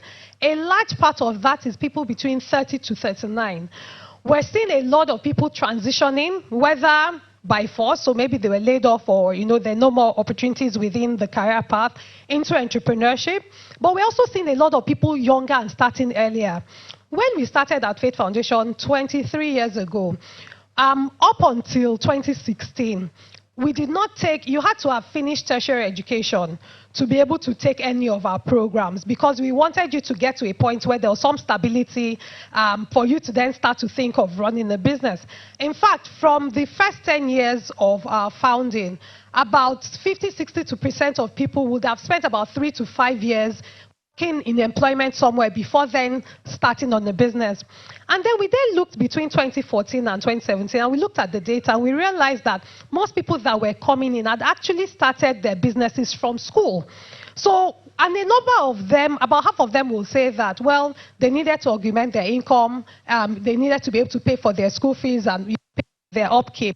But that for us showed us something, right? That entrepreneurship was starting significantly younger and earlier. And so now, what I think this one then validated for us is that we really have to harness the demographic potential of young people who are more who may not be as experienced as people who are starting businesses earlier, and who really want to expand that, whether from an opportunity-driven or necessity-driven perspective, but that's something we've seen. And then last but not the least is that women are up to 50% in running businesses. In fact, one of the data that was missing for us in the 2021 NBS Median Survey was the gender disaggregated part of the data. Because the 2017 survey showed that of the women that are within the micro, small, and medium enterprise segments, there were 44% that were playing generally. But from those that were playing there, only 22% were in the small and medium category. So that meant that, and that's less than a quarter. So that meant that most people that were running the businesses, women-led MSME businesses, were largely playing in the nano and micro space. Unfortunately, that data was not available for the one that was done last year. So next slide. So what are the key issues that, that need to be resolved and need to be prioritized? Is that, yes, we have a lot of businesses. We have almost 40 million businesses, but they are very low growth. They are suboptimally unproductive. In fact, in a lot of cases, most of them probably should not be in business. They're very uncompetitive. So when sometimes when we're speaking with people who map programs for SMEs, even within sub-Saharan Africa, we really have to disaggregate the Nigerian SME data, because when you're then saying SME, you're saying no. The way, if you look at their year-on-year growth, their performance, their revenues, and everything that would lead to a productive small businesses, they really do not play in that space. And so, yes, we want to drive entrepreneurship growth, but without driving productive, competitive businesses across the board generally, we will still not be tapping the potential of small and growing businesses in terms of facilitating socioeconomic growth. The other thing which is very interesting for us to see, and I've been operating in this space for over 8 years now, and I can say that it's exciting to see how the ecosystem continues to expand within the micro, small, and medium enterprise space. A lot of people are coming in, first of all, recognizing that small businesses require specialized training, specialized support.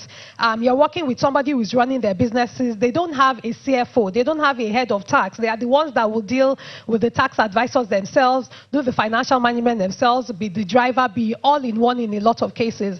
And most times they're working with untrained hands. So it's great to see quite a lot of people coming into this space and supporting micro, small, and medium enterprises. But it's still very fragmented.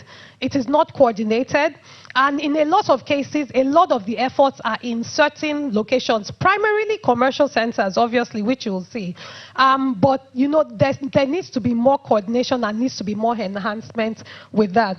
I've spoken in terms of what we're seeing in terms of more young people playing within the entrepreneurial space. But the challenge is then that their level of knowledge and understanding of what it takes to be able to build and grow a sustainable business is suboptimal and is lacking. A number of comments have also been made on the infrastructural deficits and gaps, and I'll speak to that. And then obviously what I've said on the challenging regulatory and business environment. Next slide. So this next slide is really where I would like to spend my time. The keynote speaker had spent some time also delving into this, but I want to speak on it in a bit more detail. So if you ask us, what are the areas with which we need to prioritize MSME growth, particularly for this new administration? Where do we think that if efforts are concerted and there's a lot of investment into pushing the kind of growth and productivity we can see, where should they be? Number one, and it was good that, tax formed a very focal point of the conversations that we've had. If we think that people in Nigeria are challenged about tax payments, I can bet you that small and growing businesses are significantly over-challenged with that. There was supposed to be an interaction session that we're supposed to have with the Lagos State government before the elections, but it didn't happen. But we had then done an informal analysis or informal survey with a number of our businesses, not even just our businesses, but different business groups. And the number one challenge businesses spoke about was taxation. And, when people were listing out, it listed a number of the types of taxes, but I can tell you that those are not even the major taxes that a lot of our businesses pay. So yes, you have PIT, customs tax, CIT, and VAT and everything. But a lot of the taxes that businesses pay are the very informal ones, particularly at the state and the local government levies. Even for the women that just set up tables in the local markets where we go to, if you ask them, for that table there's a tax, for that stand there's a tax, there's tax for garbage removal and disposal. Within a particular week, they'll tell you that somebody is taking 1 or 2K from them, and in at least 20 or 30 points. And so for a number of our businesses within the agribusiness space, by the time we sat down with them, they were talking about 40 to 50 different levies, not tax, not any of the major taxes that we've spoken about, that they pay to different people. And so when we're talking about tax streamlining for somebody who is running a small and growing businesses, what are the things they want to answer? What tax am I paying? Who am I paying it to? When am I paying it? How am I paying it? Why am I paying it? Those 5 things are the things that really, really need to be addressed. And so that when we are having a tax conversation, we're not just having a tax conversation with the framing that the person that is paying this tax are people that have total tax divisions, or they have tax consultants that they can reach out to. But that they're the people that more often are not are the ones that really need to be the ones sorting out their own taxes, but are not in the place to be able to do that. And they're the ones that are paying the most of the taxes that we talk about, but whether they're accounted for or not accounted for. And a great thing Orelua is coming shortly after, because speaking around how we then use technology to make these processes for tax collection easy, simplified, and accessible in the most basic of technology areas. I know there have been a lot of improvements within the state and the federal inland revenues or internal revenues around how taxes should be made, but they're still very complicated for somebody who is running a small and growing business. So for us, that is number one priority in terms of streamlining and harmonizing the tax in a way that it's also easy and efficient for small businesses to understand all these different dynamics and facets for that. The second point is around regulatory cohesion. Because yes, on the one part, we need regulations around standardizations, protection, safety for goods and produce that are made, whether they're food products, health products, and the like. The challenge is that there are so many payment points. And, Abu talked about that. And one of the things for us that we've seen that has worked, and I'll even use Lagos as an example, is creating one-stop shop centers. Now, a lot of these things have to be state-driven and local government-driven, not even federal-driven. So I think when we also talk about prioritizing MSME growth, productivity, and enablement, we need to separate the role of the federal government and also the role of the state and the local government. But we cannot overemphasize what one-stop shops can do. So within a space, within the local government area, you're able to do everything from registration, license processing, even the information around understanding what you need to do at every point there is capacitated at that local level. When people ask me personally which of the funding programs that I think have been the most efficient and effective from a government funding program for MSMEs, I always point to the Lagos State Employment Trust Fund. And I say that because of the point that I'll make around number 5. That fund was very clear about who it was designing for and who it was not designing for. It was very clear about what that handshake of the funding will do with employment creation. It was very clear about learning and growing and scaling from that learning. It was very clear about pivoting when there were situations and challenges, right? Like COVID, or like when there were vandalizations during in October of 2020. But one of the other things that was very effective was localizing support systems within local governments.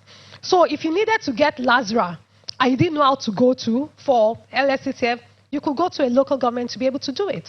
If you needed to understand how to apply, because in a number of cases the application was online, but you didn't have access to internet data or even a data-enabled phone, you could apply. And this is something that we can take, we can learn, we can explore, expand, and scale.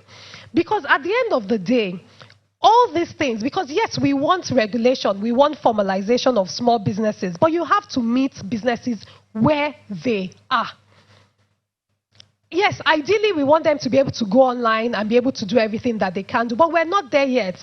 And by the way, a lot of the online platforms and portals are not seamless. They are challenged. They're down half of the time. And you will still need to have a manual part or go in person to the process. And so when we're able to, first of all, have a way where there's a cohesiveness around all the regulatory requirements that anybody starting and growing a small business needs in one point, and there's the capacity at that level to be able to address that, we will go a long way even in talking about formalization. One of the things that is important is also making sure, and I'm happy we talked about the capacity of the civil service. We cannot have people who are making laws and who are also within the civil service who are not entrepreneurial in their thinking, who do not understand the value of time, who do not understand why a process needs to be shortened, streamlined, made efficient and straightforward. And so beyond just saying we want to expand the entrepreneurial thinking of people who want to run businesses, I think we need to expand the entrepreneurial thinking of people who are making the policies and regulations to be able to support or are advocating for regulation of the small and growing business space. The third part is around sectoral optimization. I think that there are a lot of programs that have been designed but do not understand like the complexity and the dynamics of the entrepreneurial ecosystem. And understanding that, yes, even when we have priority sectors, whether, and you know the typical priority sectors, we're talking about services, agribusiness, you know, manufacturing, creatives, and all the different elements, is that you have to optimize and you have to make your programs, your policies, built around the dynamics, the cash flows of the sectors that they're in. And you then develop those programs based on that. Because if the way you will do and you will fund and you design a program for a tomato business in Jos will be very, very different from, you know, how you look at another kind of similar business in another sector in the southwest part. So really understanding the positioning and the competitive advantage of a lot of the sectors and then developing and creating programs from a parallel and sector product need is very, very important as a priority. And that then speaks to when we also do programs around credit, around access to markets. And it was very instructive that we didn't have, oh, you have to solve access to credit, access to markets, and the like. Because when you facilitate the environment, credit is easier to access. There are other things that we didn't even point out here. One of it is the movable collateral registry bill. And needing to expand and learn from that. Have people been able to use the movable collateral registry bill to be able to register their movable collateral and also have the collateral that is not landed assets that would then form as an element to be able to enable them raise financing? Same thing with markets too. From an infrastructural gap perspective, one of the things that, you know, has been strongly recommended, and we've seen that with a lot of what we're seeing around free trade zones and centers, is co-locating opportunities and resources. One of the states in the South did very well around this, where they created MSME cluster zones, where if you are producing, for instance, anything that had to do with rubber, whether you're supplying, whether you needed machines, if you needed energy, if you needed to even buy and purchase like nylon, paper bags or plastic bags rather from there, you could go there. And those things help because you're clustering around sectors, you're providing infrastructure, resources, equipment around that. You that you want to provide financing or you have financing products can also go there, address. The person who is running the business can locate their businesses there, and the people that they're selling to can then come and trade from there. So really looking at the comparative advantages and the opportunities around co-locating for sectoral opportunities. The fourth point is around harnessing demographic dividends.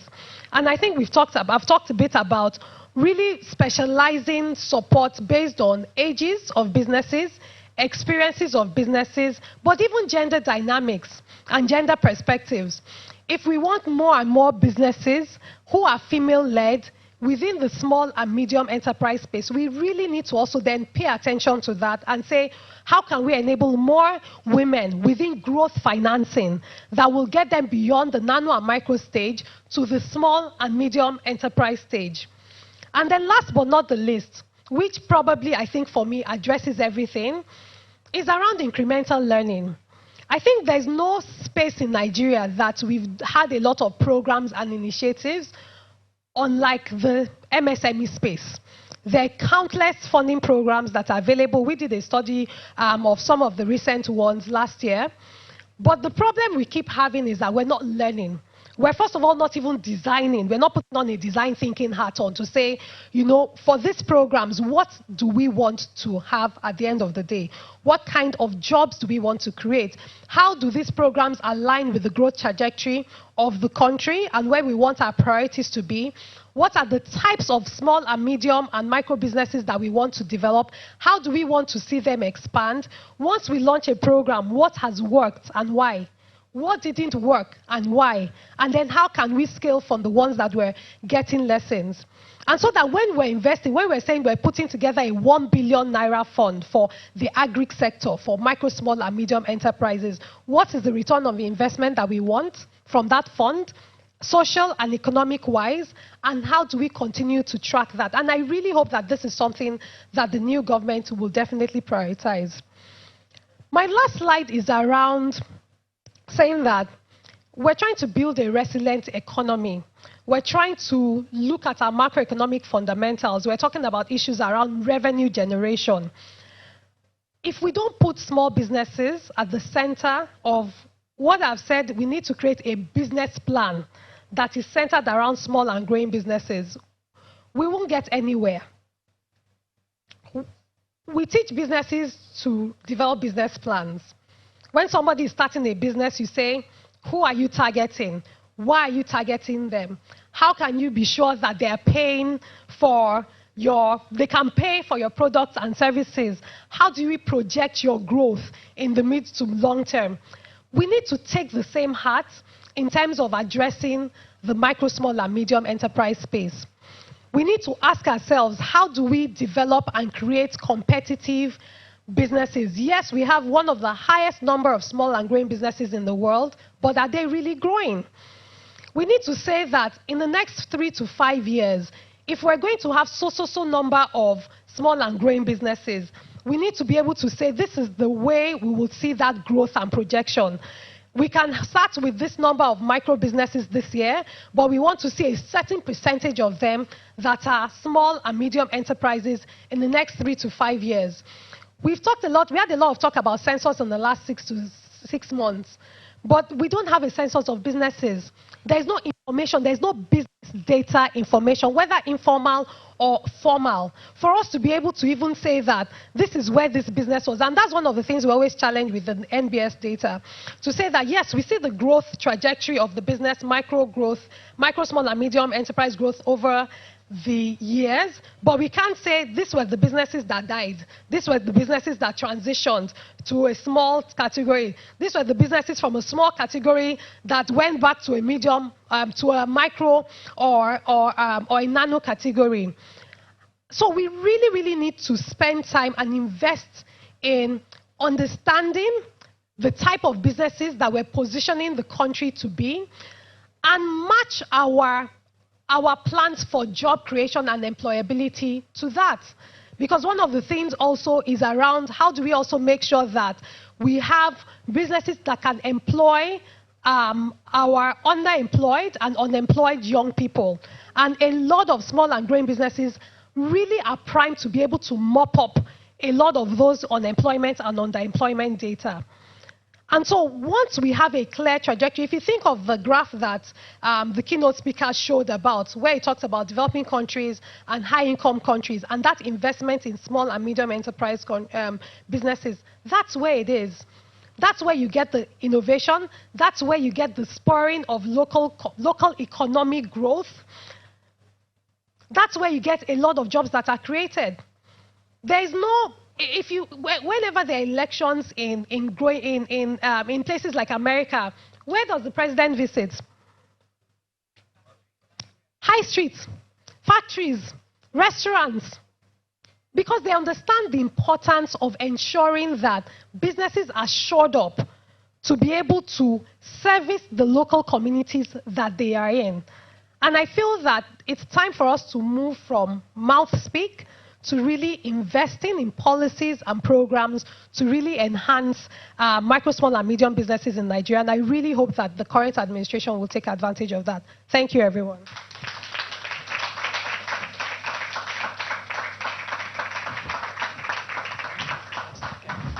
Thank you so much, Adenike, Executive Director of the Faith Foundation. So as she was talking, of course, a few things that we know, we heard, it sounds good. We have some of the highest rates of female entrepreneurship in the world, but what does that really mean? Questioning how many of our SMEs are truly SMEs versus being macro or nano. Now, women accounts for 41% ownership of micro businesses, with 23 million female entrepreneurs operating in the space. But what's the value? What's the actual tangible value of that? And how many of them can we expect to scale up and find their place in contributing to Nigeria's progress and, of course, our economic development? But these conversations, one thing you said at the very beginning, they've been stacked up to sort of lead into one another. And from a conversation that's looking at mainstreaming SME growth in post-election environments, we want to take a bit more of a deeper look into an area around that, which of course has to do with inclusion and innovation. So when we talk about inclusion, a lot of us think of it in gender aspects, but there's a massive gendered aspect to inclusion. But inclusion is not just gender. It's also about youth. It's also about disabilities. It's also about making sure that those who are traditionally marginalized and left out are brought into the conversation. And one way I can emphasize that is with the recent elections in Nigeria. So let me just give me a quick minute to do this. For the State Houses of Assembly 2023 elections, 993 state assembly seats, over 10,000 total candidates, just over 1,000 female candidates. At the end, 57 women were elected. 5.7% women's representation, and there are actually 14 states in Nigeria that have no female member as of right now. And 5 states have never had a female member or female elect member since 1999. So it's not just about the state houses of assembly. This goes even further up. Only 3 women were elected to serve as senators in 2023. And only 17 women were elected to serve in the 360-member House of Representatives. This is a country that's almost evenly split down the middle when it comes to gender, but it's not represented at the highest levels, and it's not represented at various different levels as well. So our next point of call is spotlighting innovation and inclusive growth for a sustainable Nigeria, because it's not just about, of course, inclusion. You're in the world of Internet of Things, AI technology, blockchain. Did you guys see that picture of the Pope wearing the puffer jacket? I could have sworn it was real. And we are in interesting but also quite dangerous times. So it's something that we must, as a country, get ahead of and take cognizance of. So our next speaker is Oreoluwa Shomolu Lesi. She's the founder and executive director of Women's Technology Empowerment Center. Let me tell you a little bit about Oreoluwa before she comes to the stage.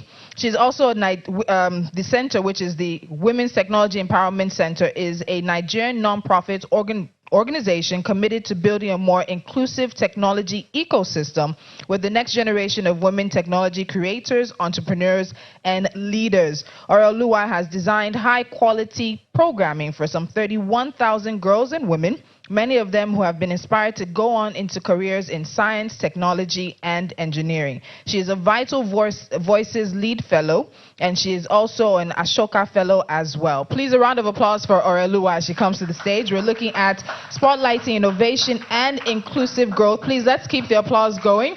She is our last speaker of the day, but we do have a panel session as well, so let's encourage her. Thank you so much, Oreoluwa. This is Channels TV. You've been watching a live broadcast on